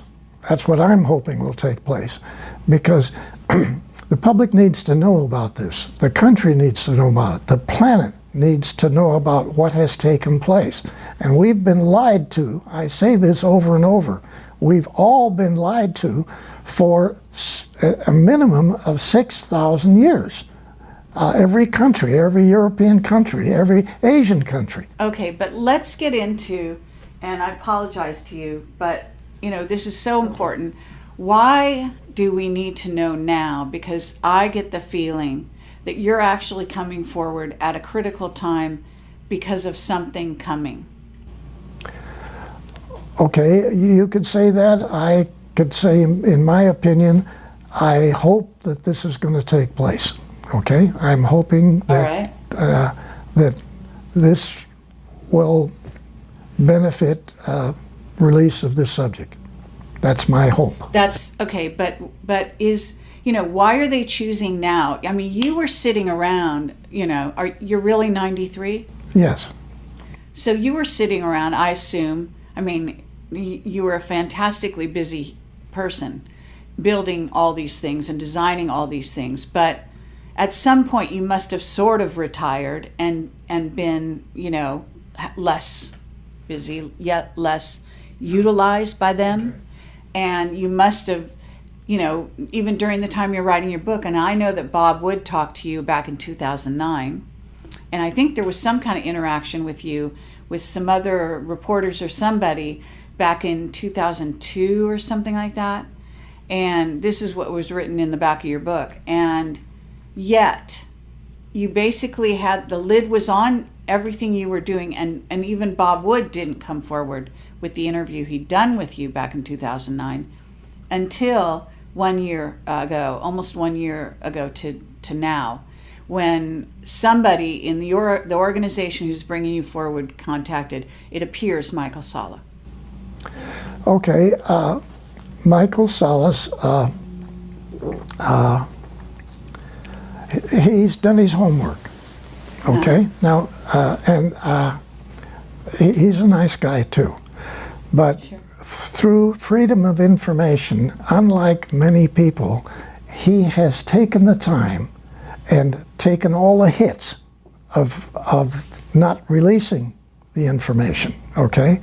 And then eventually getting substantiation for Admiral Riccobata, before he took over Naval Air Station San Diego, okay? Mm-hmm. He went to Lockheed, he went to Douglas, he went over to Northrop, he goes to North American. What is this all about? And 4 to 6 weeks later, Bill Tompkins takes packages to these people. What is this all about?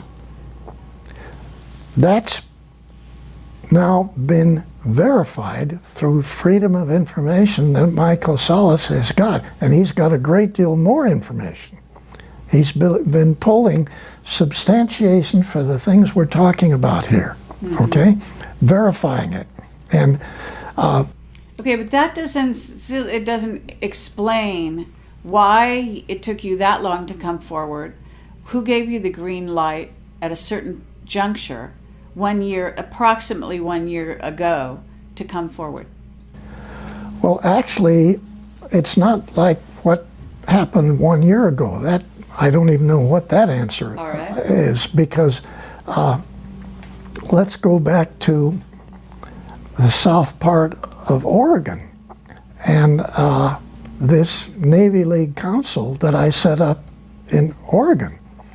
And I had my ship models. I put them in the big mall.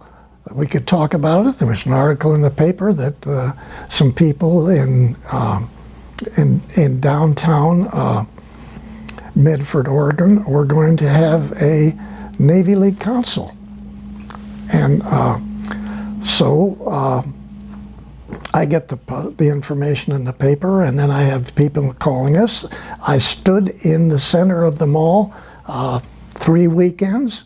I had a little place there with documentation about the Navy League, and I got 70, 80 people within about 3 months, and we formed this Navy League Council. Okay, what year was this?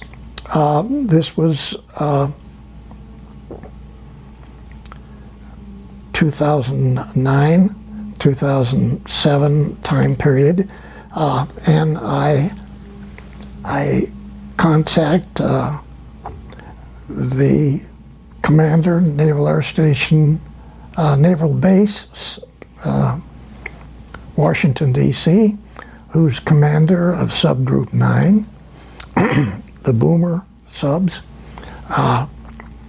and I talked to him, and I talked him into coming down to Medford, Oregon in the big restaurant there and throwing holy water on this new Navy League Council.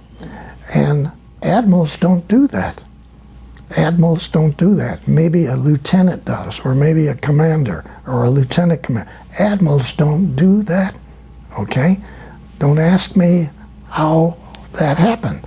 Somebody threw a little bit of whatever, and this admiral, who has a fantastic background himself on the subject, So we talking throws about holy water on Navy League Council and the boondocks down But in... are we talking Bobby Ray Inman at this point? No, we're talking a different guy Another one. entirely. A Yeah, different admiral. yeah. Can we know his name or not? I'd rather not put it in now, but right. I'm just saying...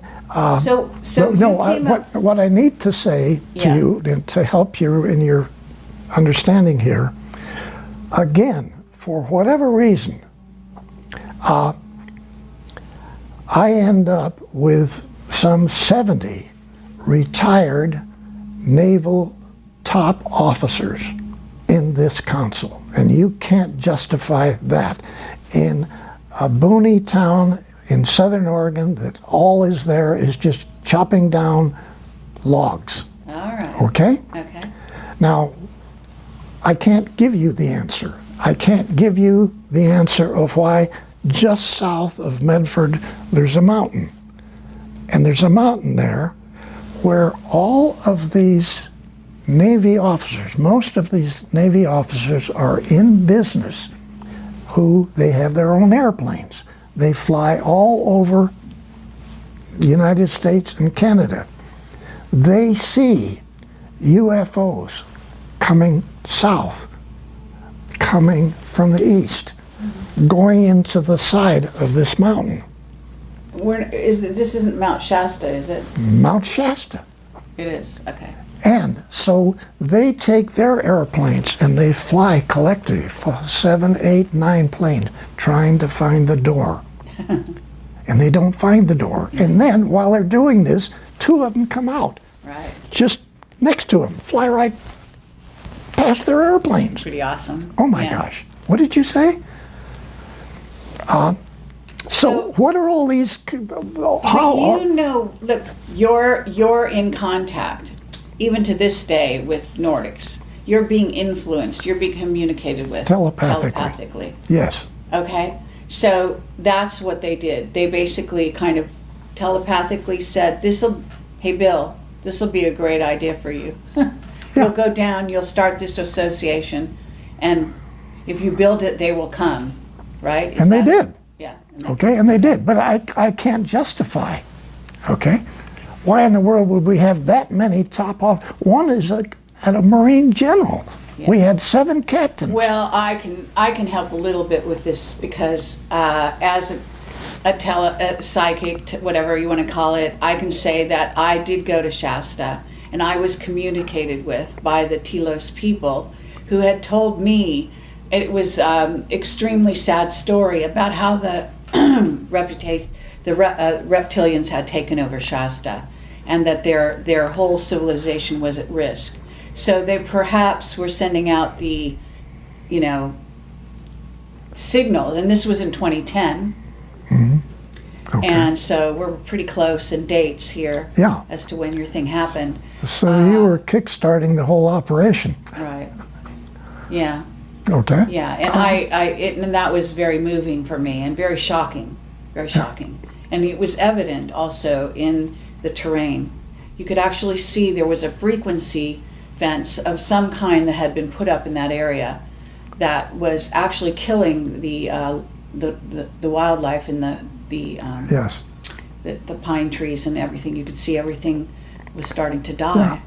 Which, I have to say, it's really almost laughable that you have all these Navy officers. They're all in business, which requires them to have an airplane. They fly.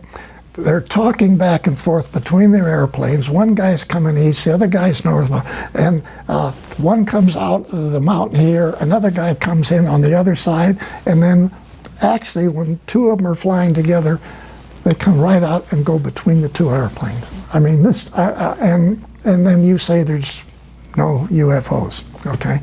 I mean, to me, well, I don't say there's no, I'm being facetious. Yeah, I know what you mean. We collectively say there's no such thing as I extraterrestrial. mean, it's, yes, of course, and that's back, back in the ABCs of this whole subject matter, but amazing stuff, really, it's just amazing, and so that does answer some of my question in that small way, of how this thing germinated to where we are now talking today. But Michael, I know this is jumping back a bit. That's okay, that's all right. I'm but okay. Did you get your question answered about the moon? Yeah, I think so. I want to just kind of get back on that really quickly. Bill, when Neil Armstrong and Buzz Aldrin landed at Tranquility Base on July 20th of 1969, were they given foreknowledge of what they were going to find when they got there, or were they just flying blind and they saw? They sort of had foreknowledge. Let me tell you why. Okay, we talk about these. You've heard their comments about, oh my gosh, there are other crafts out here. This is before you get to the moon. They're flying from here to the moon, and so then they describe some of these. Okay, one or two of the very large kilometer or 2 kilometer long spacecraft carriers came in from one side of the Apollo control module.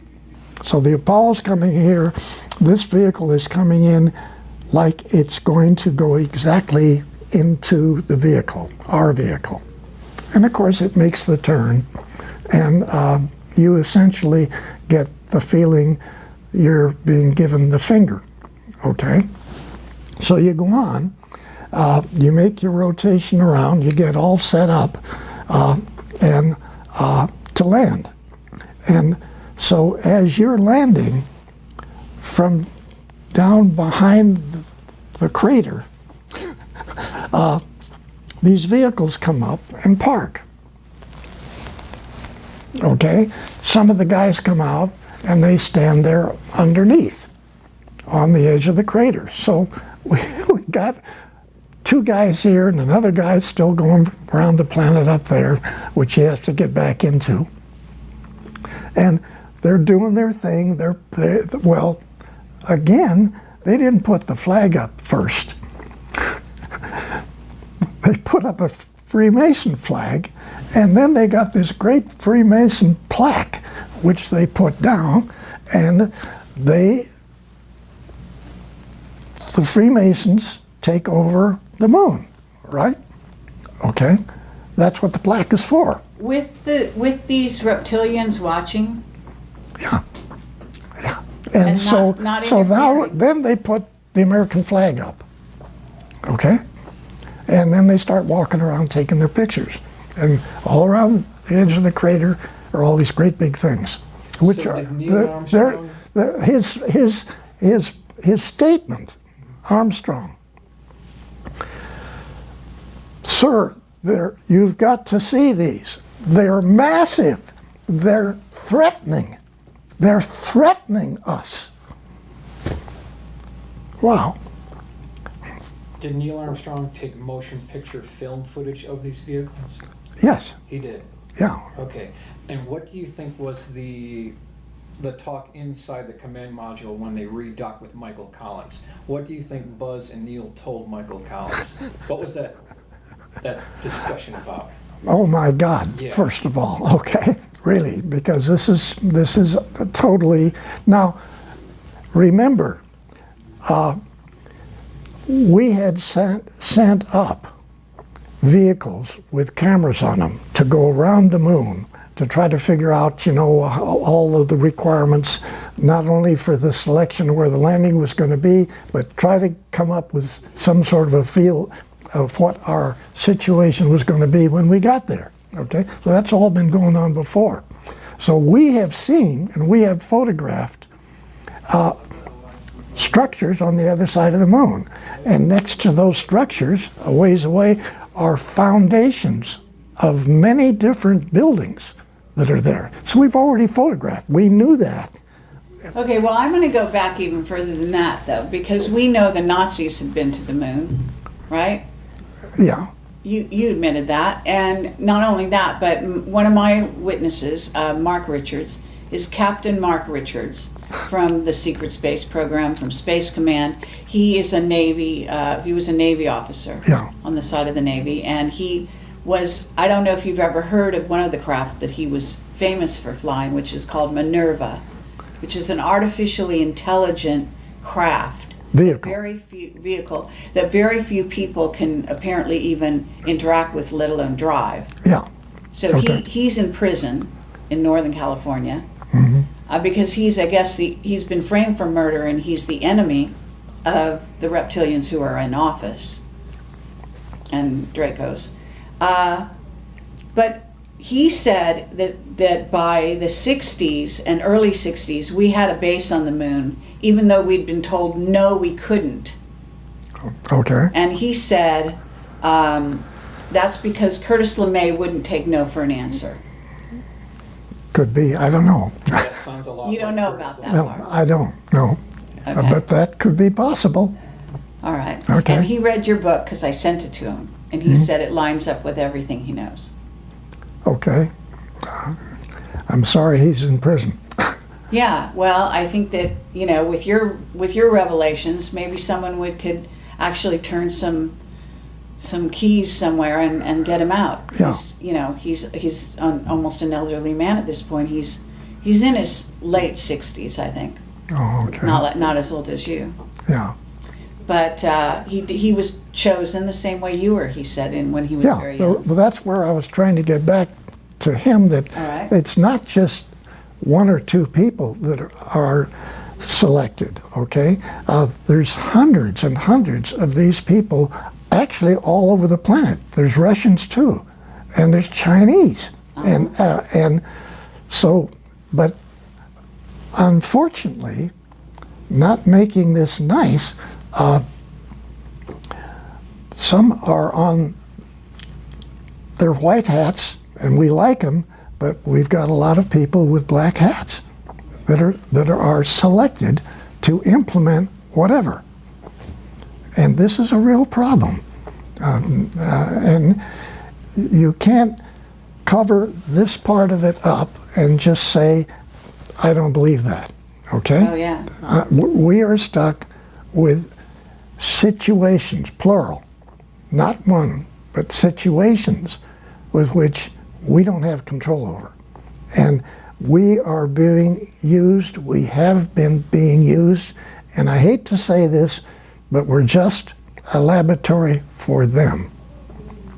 Stop and think, that's not your moon, this is not your planet, and they own the planet, and we are their lab.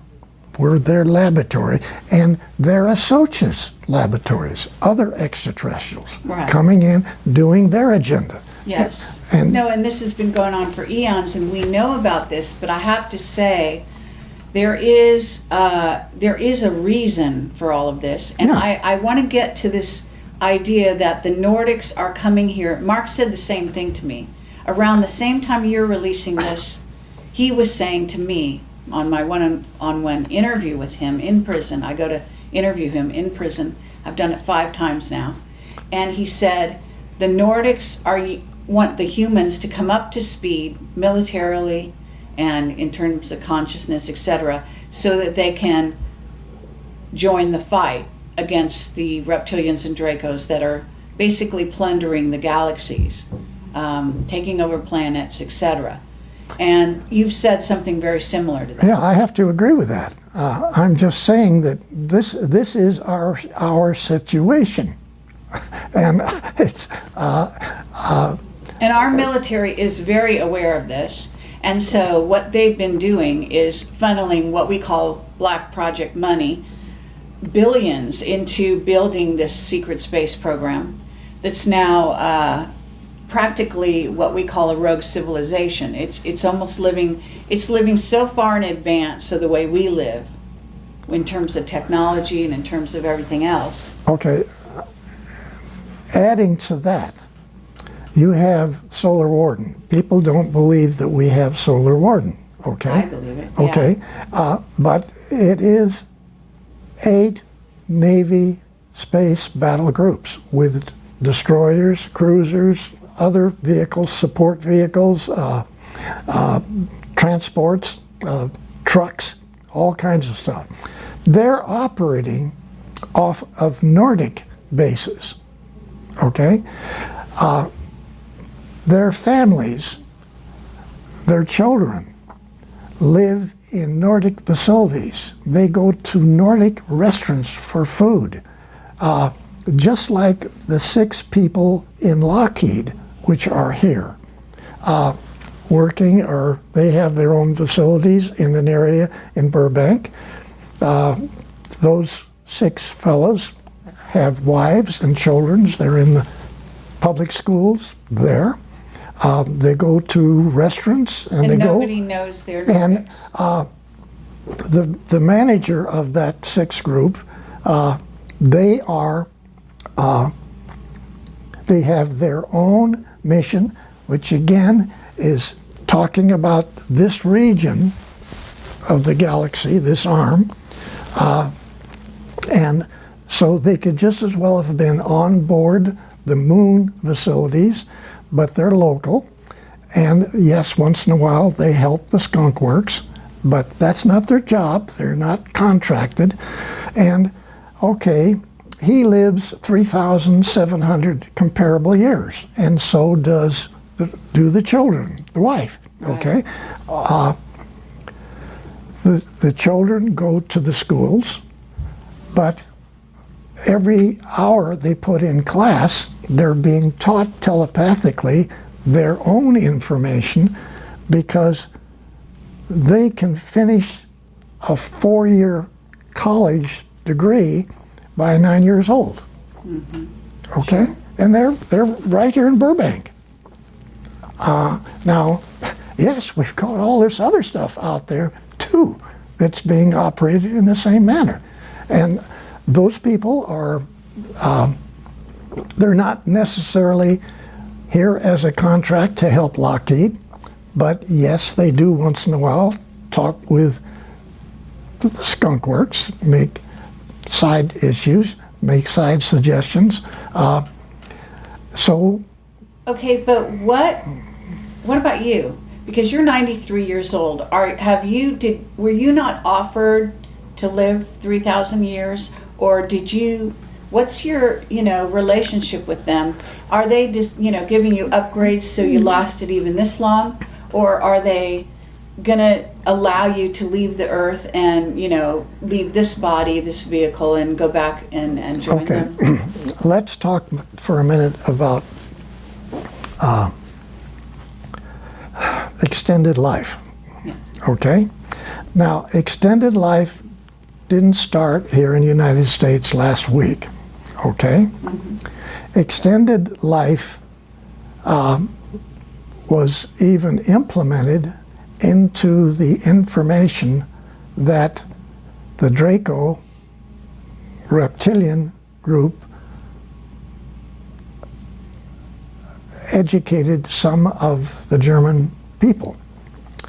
So no doubt about it. 'Cause yeah. Now, eyewitnesses. so again, you say, well, what's extended life? Extended life was heavily involved in the secret think tank inside of Douglas.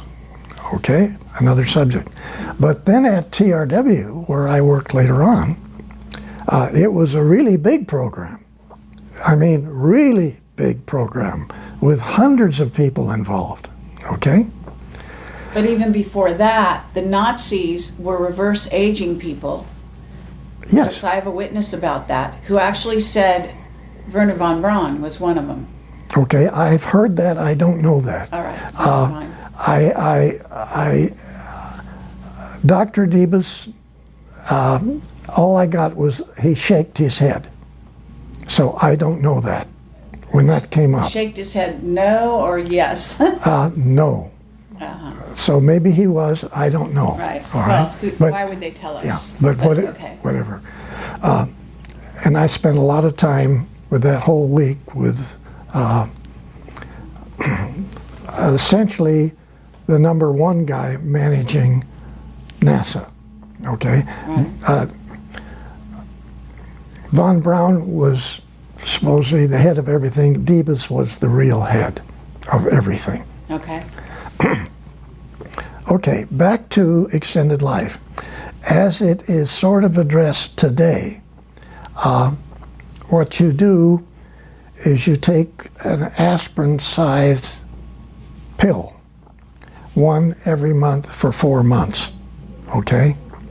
Or it could be an injection. Immediately you start feeling much better, okay? Immediately you start feeling much better. At the end of, or probably way before 4 months, the guys revert back to the latest number is 29. I've heard 23, I've heard all different dates, but say you go back to 29. So you've got everything physically that you had at that age, muscular, everything. And the young ladies go back to 21, okay? You have everything that you had at that point, plus you have a minimum of 400% greater capability of your brain, okay? Okay, so that you have said that on other shows. Now I want to know, again, what's their relationship with you? Are you going to take one of those pills one of these days? I want to sign up for the program. You do? Yeah, I want to sign up with a program. I want my wife to sign up for it. I want my son to sign up. I want my daughter and their families to sign up, okay? But is there a but in there somewhere, or is that fine, or have you gotten an, okay on that? Or? I haven't been able to sign up yet, okay? But I'm just saying that's a very real program. It has accomplished both men and women to move partway back, not the full 400% of the mind, but like 350, okay? The plan is 400% maximum, maybe 800% greater use of the brain. Obviously, what the Nordics are already using, okay, because the Nordic guys and girls go to 3,400 years. Come on, comparable years. So this is, again, part of our problem here, because we're being taught by the reptilians lies. We're being taught incorrect information, even incorrect astronomy. Yes. Everything is incorrect. Yeah. This is insane. Okay, but one footnote. The Anunnaki that Zecharia Sitchin talked about, the Anunnaki are these reptilians, are they not, in most cases? Yeah. But there are some positive Anunnaki, are they not? Aren't there? In other words, that have started to change their ways, let's say. Yes, and we got these blue people too. They got a little hair on their legs, but they're nice people. Okay, they're helping. And they're very tall. Yes. Yes. And but I've been in touch with them as well in cool. India. Wonderful. They're good people. Yeah. Wonderful. Yeah. But we're just talking about 2s and 3s here. We've got, documented 23 different types of extraterrestrials, most of them being good people, okay?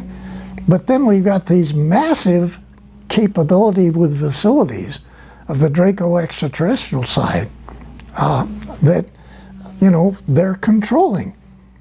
And they don't just control this planet, we're just one of their planets that they control. Is Mars under their rule or not? Because I know we have bases on Mars. Yeah. Right? Yes. And so I one of the whistleblowers out there says there are wars going on because there are different bases on Mars between those bases.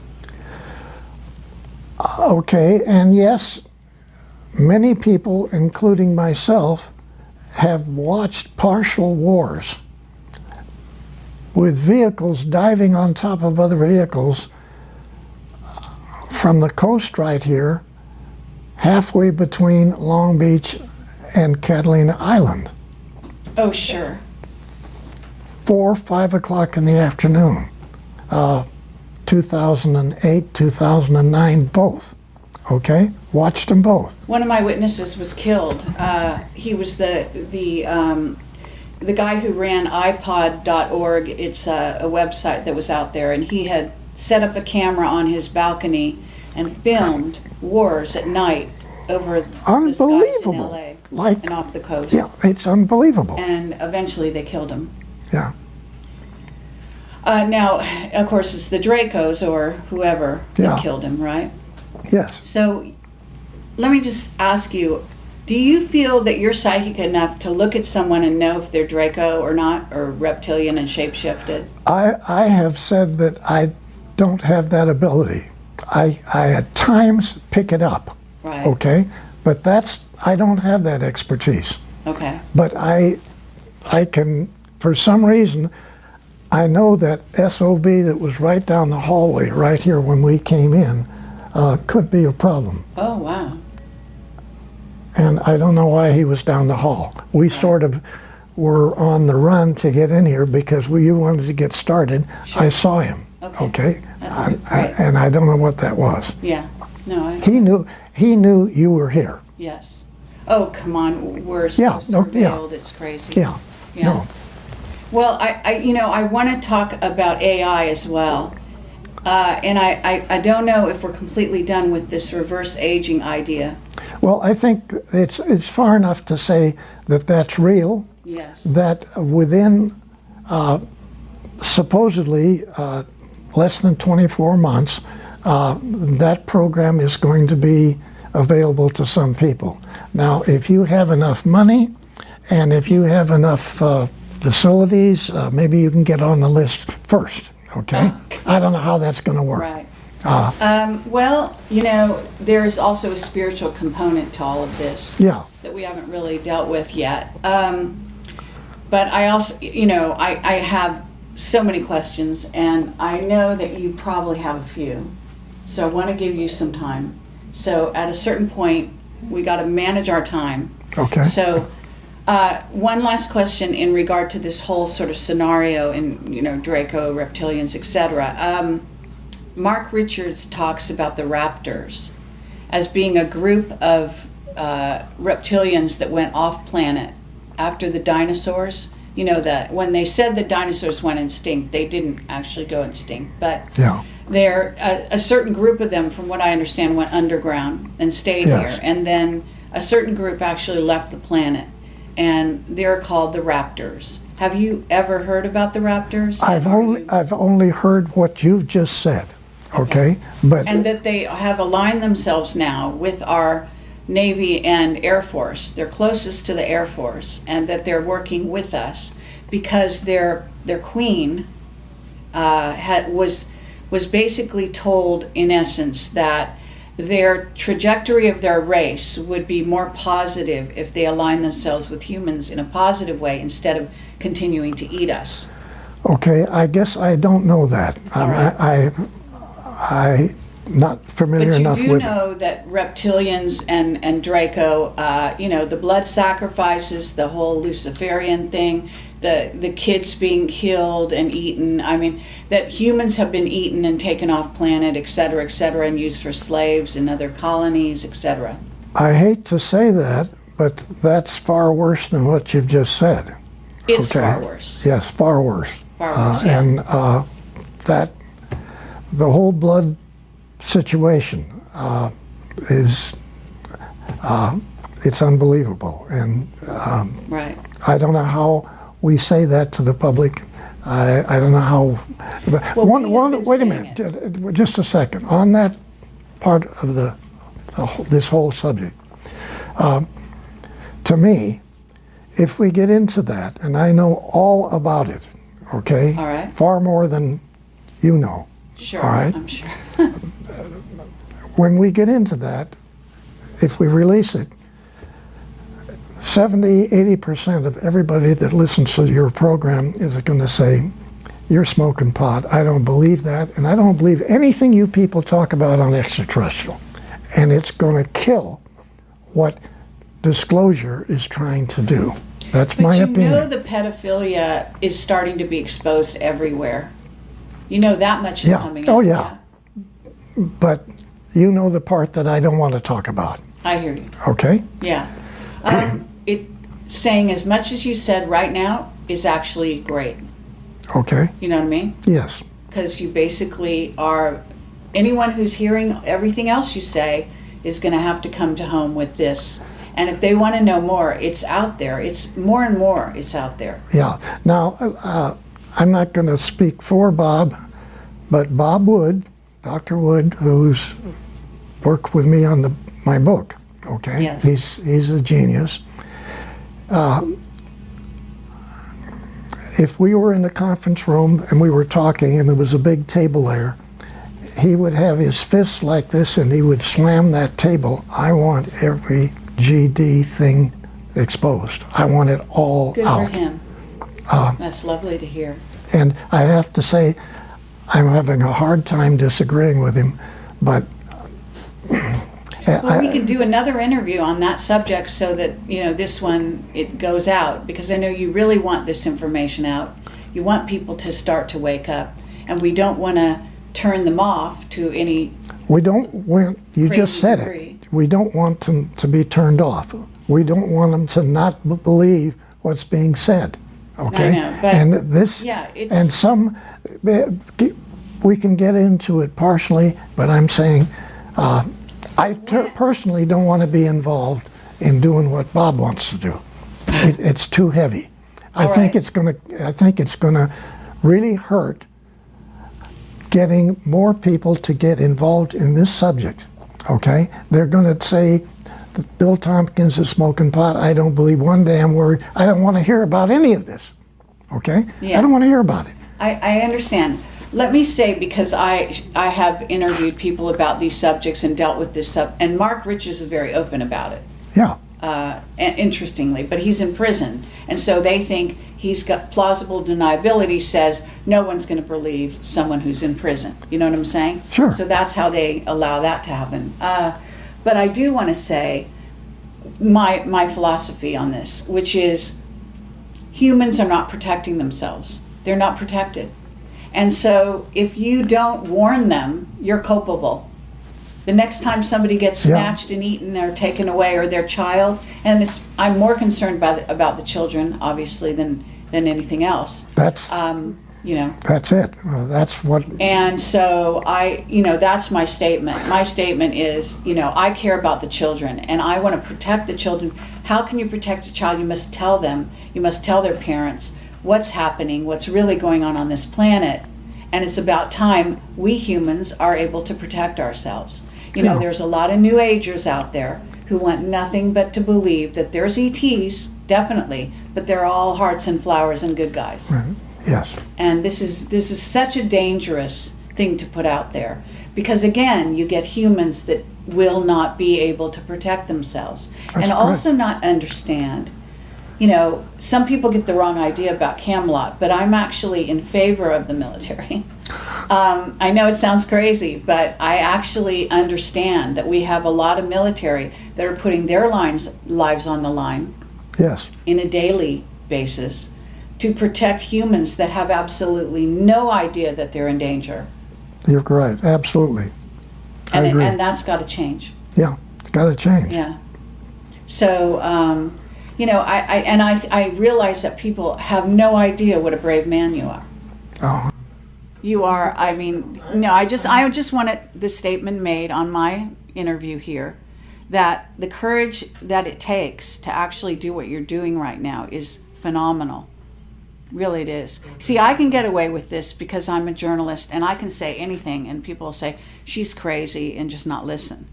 But someone with your stature, with your reputation and your documentation and where you were and where you come from and all of that, this is substantial. I don't think people can ignore you. I don't think they can. Well, I sure hope they don't, because frankly, we need help. Yeah. We need everybody involved in this. That's not a lie. We need help. Yes, absolutely. So at this moment, what I want to do is I'm going to get back to AI at a certain point, but I want Michael to ask any questions he's burning questions that you have right now. Okay, that's fine. Bill, let's switch gears here, but we're still on the same topic of naval programs. What was the primary mission of the 1946 naval program known as Operation High Jump, and what really happened? Very interesting. Essentially, the World War II had ended. We didn't win. It's just sort of ended. And the Navy had been involved with the German facilities in Antarctica and the Draco reptilian facilities in caverns in the Antarctica. And this program was well accepted. And then when Paperclip took place, this is where many of the German elite technical people left Germany and went to their facilities in Antarctica. Some of them went to Russia, some went to England, and a large number of them, von Braun and Dr. Debus and their people, came to the United States. So there's an admiral called Admiral Nimitz, and he got with another Navy admiral, and they formed the largest U.S. Navy battle group that we had ever had, with the number of ships and the number of facilities, personnel. There was over 400 airplanes involved. Many of them were enormous flying boats, PB-3s, TBFs, which were all in this battle group that went to our South Pole to clean up the mess down there, okay? There are large tunnels underneath the water all around Antarctica where the Germans, with very, very large truck submarines, had been taking facilities from Germany to Antarctica, the facilities had in Antarctica. So everybody said, we got Paperclip here in the United States, but you don't realize that 60, 70%, even slave labor personnel, were put in these submarines and taken back to Antarctica through these big tunnels to very large facilities. So yes, there were extraterrestrial UFOs there too, and there were some production German UFOs also. So when we got within what you would call battle range of Antarctica, we had already flown half of our aircraft to the other side of Antarctica with the facilities to enter the mainland from the other side. We were going to come in from essentially the Pacific side. So UFOs came up out of the ocean at both sides.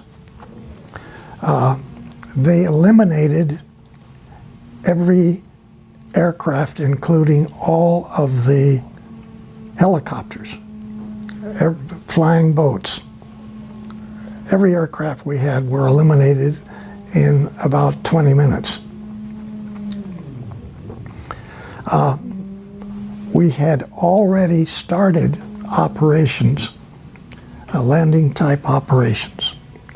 And those ships and all those personnel were sunk.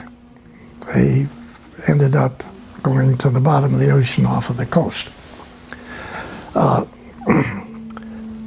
So Admiral Byrd and Admiral Nimitz, with the tail between their legs, took off back to the United States as fast as they could go, okay?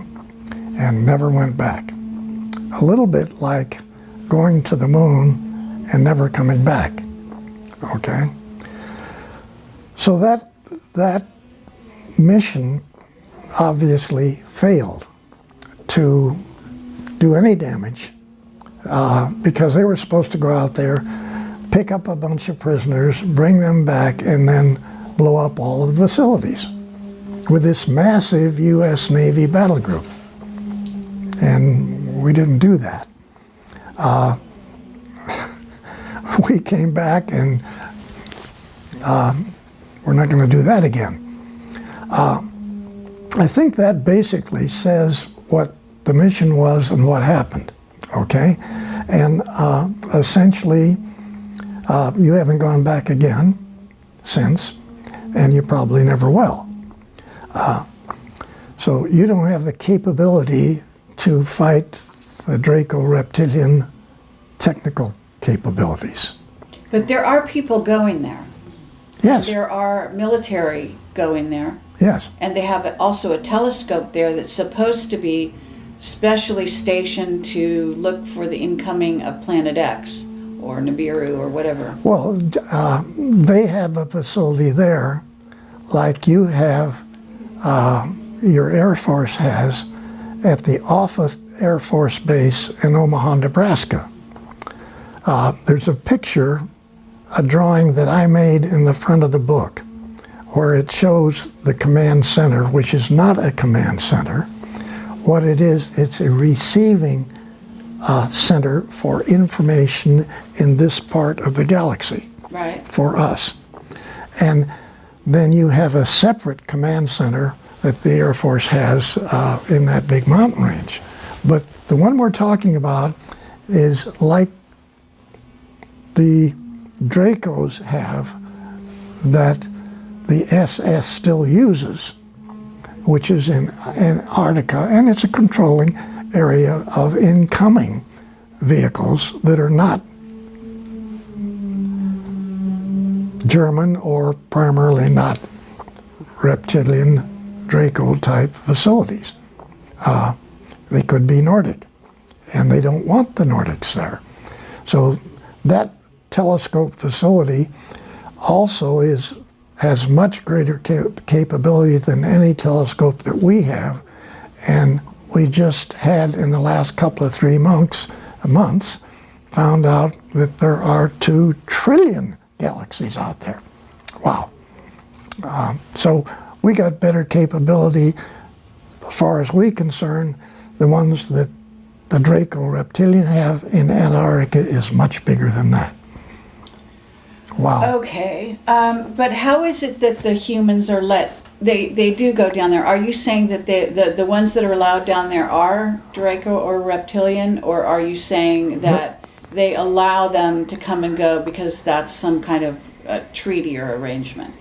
Well, it's just a arrangement between what was left of the SS and the people that are working in Germany on extraterrestrial vehicles. They have them in production. Still. Today. And you went down there to clean that up, and you didn't win that battle. So there's still communication with even humans from here to Antarctica, and you have Draco reptilian guys running your governments of every country on your planet. Every government. There you go. Wow. That's quite a statement. Does that answer your question? That answers. I'm sorry. It's not what we want to hear. No. Okay. Not at all. Okay, everyone who watches this is going to want me to ask you about Nibiru, the return of Nibiru, Marduk. You know who Marduk is, and you know Anu, and you know all of that. These are the head Anunnaki. Do you think that are you able to talk about a return of a planet, or is it a planetoid? Is it a, you know, Dyson sphere? You know, I'm going to have to say, I'm not familiar enough, other than the title, with that operation. So, frankly, I can't help. Okay. That's not my area. All right. And I know about it, but I know of it. Okay, have you been told, let me ask you this, Mark Richards says we're about to start Earth changes in a sort of a more major way. What I notice about Earth changes is a lot of times they're orchestrated and they're created by, you know, by men or Dracos or reptilians, and that they're supposed to start here at, you know, the beginning of 2017. And Camelot was always told I've been doing this for over 10 years, that 2017 was sort of the kickoff date for a lot of so-called Earth changes. So Okay. have you heard that? Let me talk a little bit about a different involvement of that. All right. Okay. I had a cousin, is Walter Handon, in our family here, who was 3 years older than me, about the same age as my brother. And after, say, 1933 time period, we were just kids living in Hollywood. Walter's house he was the only child. His dad worked for the railroad and didn't make much money. And so they rented a house in Hollywood, which is what we did. Nobody had any money. And so they didn't have any landscaping in the front or the back of the yard. So we kids would, in the afternoon, after school, we'd get together and dig holes in the dirt in the backyard. And Now you told this story on Walter Noasad's interview, right? Yes. So that's where you're going with this. So to save some time, can we like cut to the chase a little further and ask people to watch Walter's to get more of this? But you can sketch it out, but don't go as in much detail as you did with Walter. Okay. So my cousin Walter became a geophysicist, astrophysicist, was later Dean of Texas M down in Houston. One of the 5 top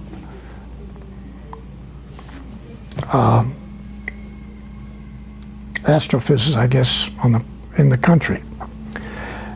And so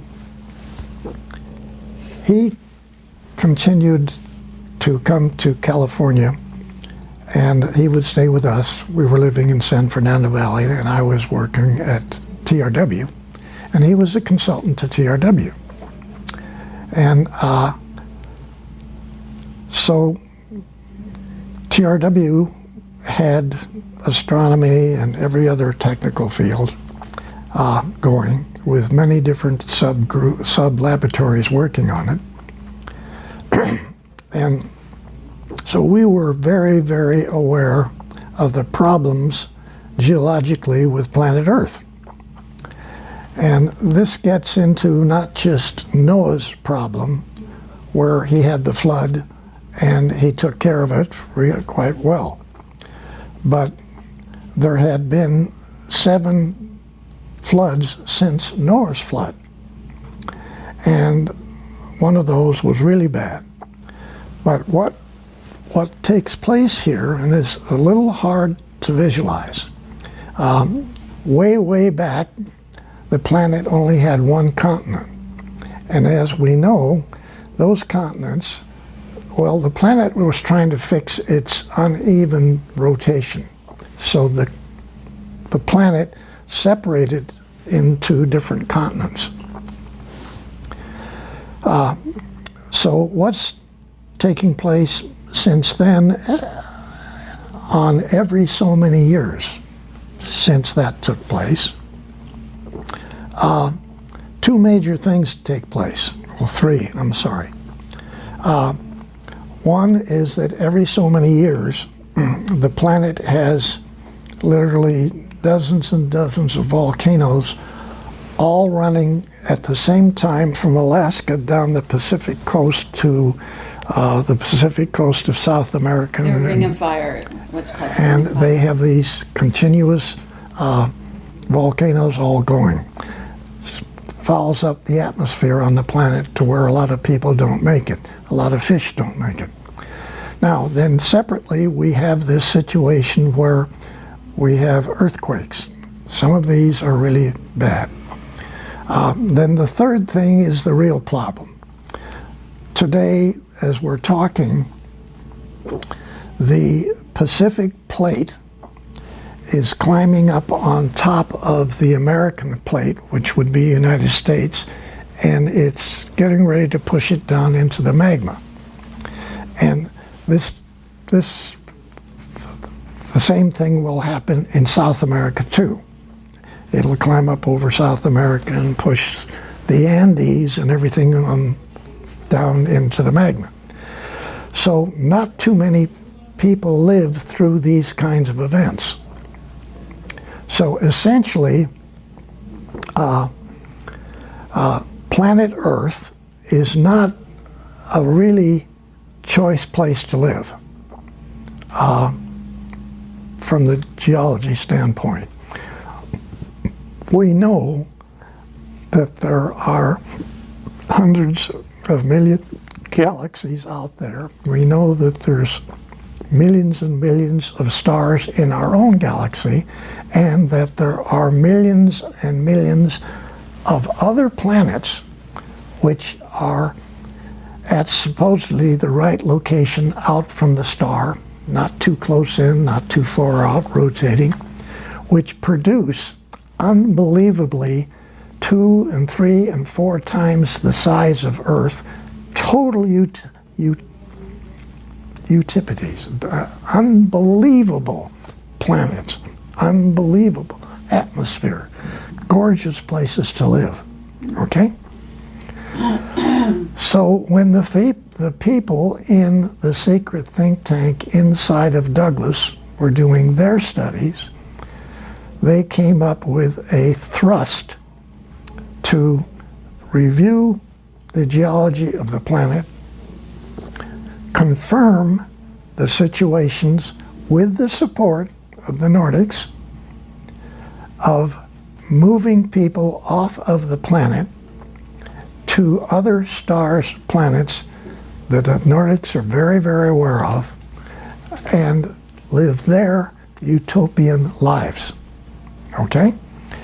So when you look on page so-and-so in that book that I wrote, Selected by Extraterrestrial, you're going to see a detailed drawing of a 17-kilometer long space transport, which came out of one of the many designs of extraterrestrial type vehicles for the U.S. Navy. Okay? Now you have to ask the question, what's the relationship of the geological part of the planet and the fellows that were studying our problem here, which of course was extraterrestrial, but then it's also geological. Wow. And so these two things were put together a long time ago. And yes, you got nice suggestions by your cousins, the Nordics. Look into this, gentlemen, ladies and gentlemen, look at it. Take a real good look at where you live, and what is the next date for either one of the three problems to hit us again? Okay. Oh my goodness. What is it? We're overdue. We're overdue for that day. unquote. Okay. Now, my cousin, Walter Handon, was in on everything that I just said. He was the top expert to the most advanced astronomical space think tank on the planet. Okay? So is he still alive? No, he passed away quite a few years ago. Oh, Real nice guy. right. He and I brought this stuff back and forth just continually.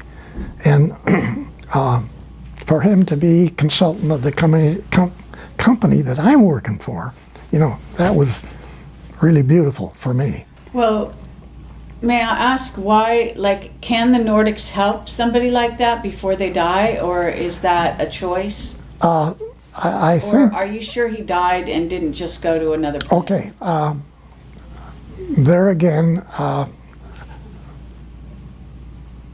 lot of people don't believe that they have many lives, okay? Some have more than others. Oh, okay? yeah, absolutely. I But believe we it. don't just die here and that's it, Sure. okay? We've got a whole lot of other stuff we got to do, okay? And so TRW, again, in their programming on that particular subject, actually told John Walter almost the date that he was going to step out, Oh, okay. and told him which of 7 different previous lives he was going to relive. New versions of. Oh, uh-huh. And I thought that was kind of cool. Right. Now, I can't prove that. I'm only saying this is what he tells me. Well, it makes And, logical and sense. I'm saying that I personally, my wife and I, our family believes that, you know, this is only part-time here. You got a real job out there. Sure. And so there's got to be that relationship, yes. Absolutely. Okay. Very In good. fact, you're going to have a lot of fun in another one of yours. I know that. You do? Really, you're going to have a ball. Okay. So what I want to say here is about artificial intelligence. Because when I dealt with Mark, we know the reptilian and the Draco threat and all of that. Yes. And other ET races as well, of which there are many that are still, you know, negatively, what I would call negatively based. And maybe as big a threat as they are. The chromaton comes to mind, the dragon moss, and there's also some other very diabolical creatures that even the Draco and the reptilians fear, Yes, from what I hear. yes, that's correct. Okay. Absolutely. All right. And what about artificial intelligence? Isn't that a threat? I mean, I was told by Mark that there are some positive artificial intelligence out there, but that we do have incoming races of beings that are actually artificially intelligent, you know. Yeah, you can't even see them. There are some invisible ones, yes, he Yeah, said that. you can't even see them. Intelligence. So you've dealt with this? Yes, Yeah? no question. And maybe not 1 or 2, maybe like thousands. Oh, really? Okay, with agendas. Yes. And unfortunately, again, both pro and con. Right. White hats and black hats. Yes. And some of them are essentially supporting Draco reptilian type of missions, Sure. and some of them are helping Nordic and the blue people. Okay, the blue guys are really good people, really. Yeah, they're got that. Okay. Yes, I agree with that. So, you know. Wait a minute. This little dissertation right here yes. has been fun for me. Oh, good. I'm like having fun Excellent. with you hitting on me. With this, you're trying to bang me. You're trying to hit me over the head. And really, you know so much about this subject. It's unreal. Oh, that's I just have to There you go, say, Carrie. I have to say, well, coming from you, that's what I'm saying. no, I have to say, you're beautiful. You really know. You really know what's going on. Thank you. Thank you. Thank you. Really. Well, you know who I have to thank. So Okay. I'm not going to take all the credit there. But thank you. That's lovely Yes. to say. Thank you very much. Okay. What are we on time? What time did you want to get out of here? It's 2 o'clock. It's 2 o'clock. Okay. So we have kept you for a very long time. Okay. I can wrap this up here. I think Okay. maybe this is plenty of time for a person of your age, even Okay. though you're not always going to be this Yeah. age. Yeah. I get Right. that. But so I guess cameras are still rolling, and I guess we should wrap this up. And I want to say thank you I very love much. you. Love you. Love you, and Okay. thank you for your Yeah. service to humanity. Okay. Okay? Appreciate it. And I mean that from the bottom of my heart and the top of my heart. And Michael, thank you so much. Yeah, I thank know you, you've been Michael. A bit slighted, but your presence Yeah. has been very welcome. Thank you. And we'll try to do this again sometime Okay. if you're willing. Yeah. Okay. Well, you did a No, lovely job. I was having fun. Come on. It looked like it.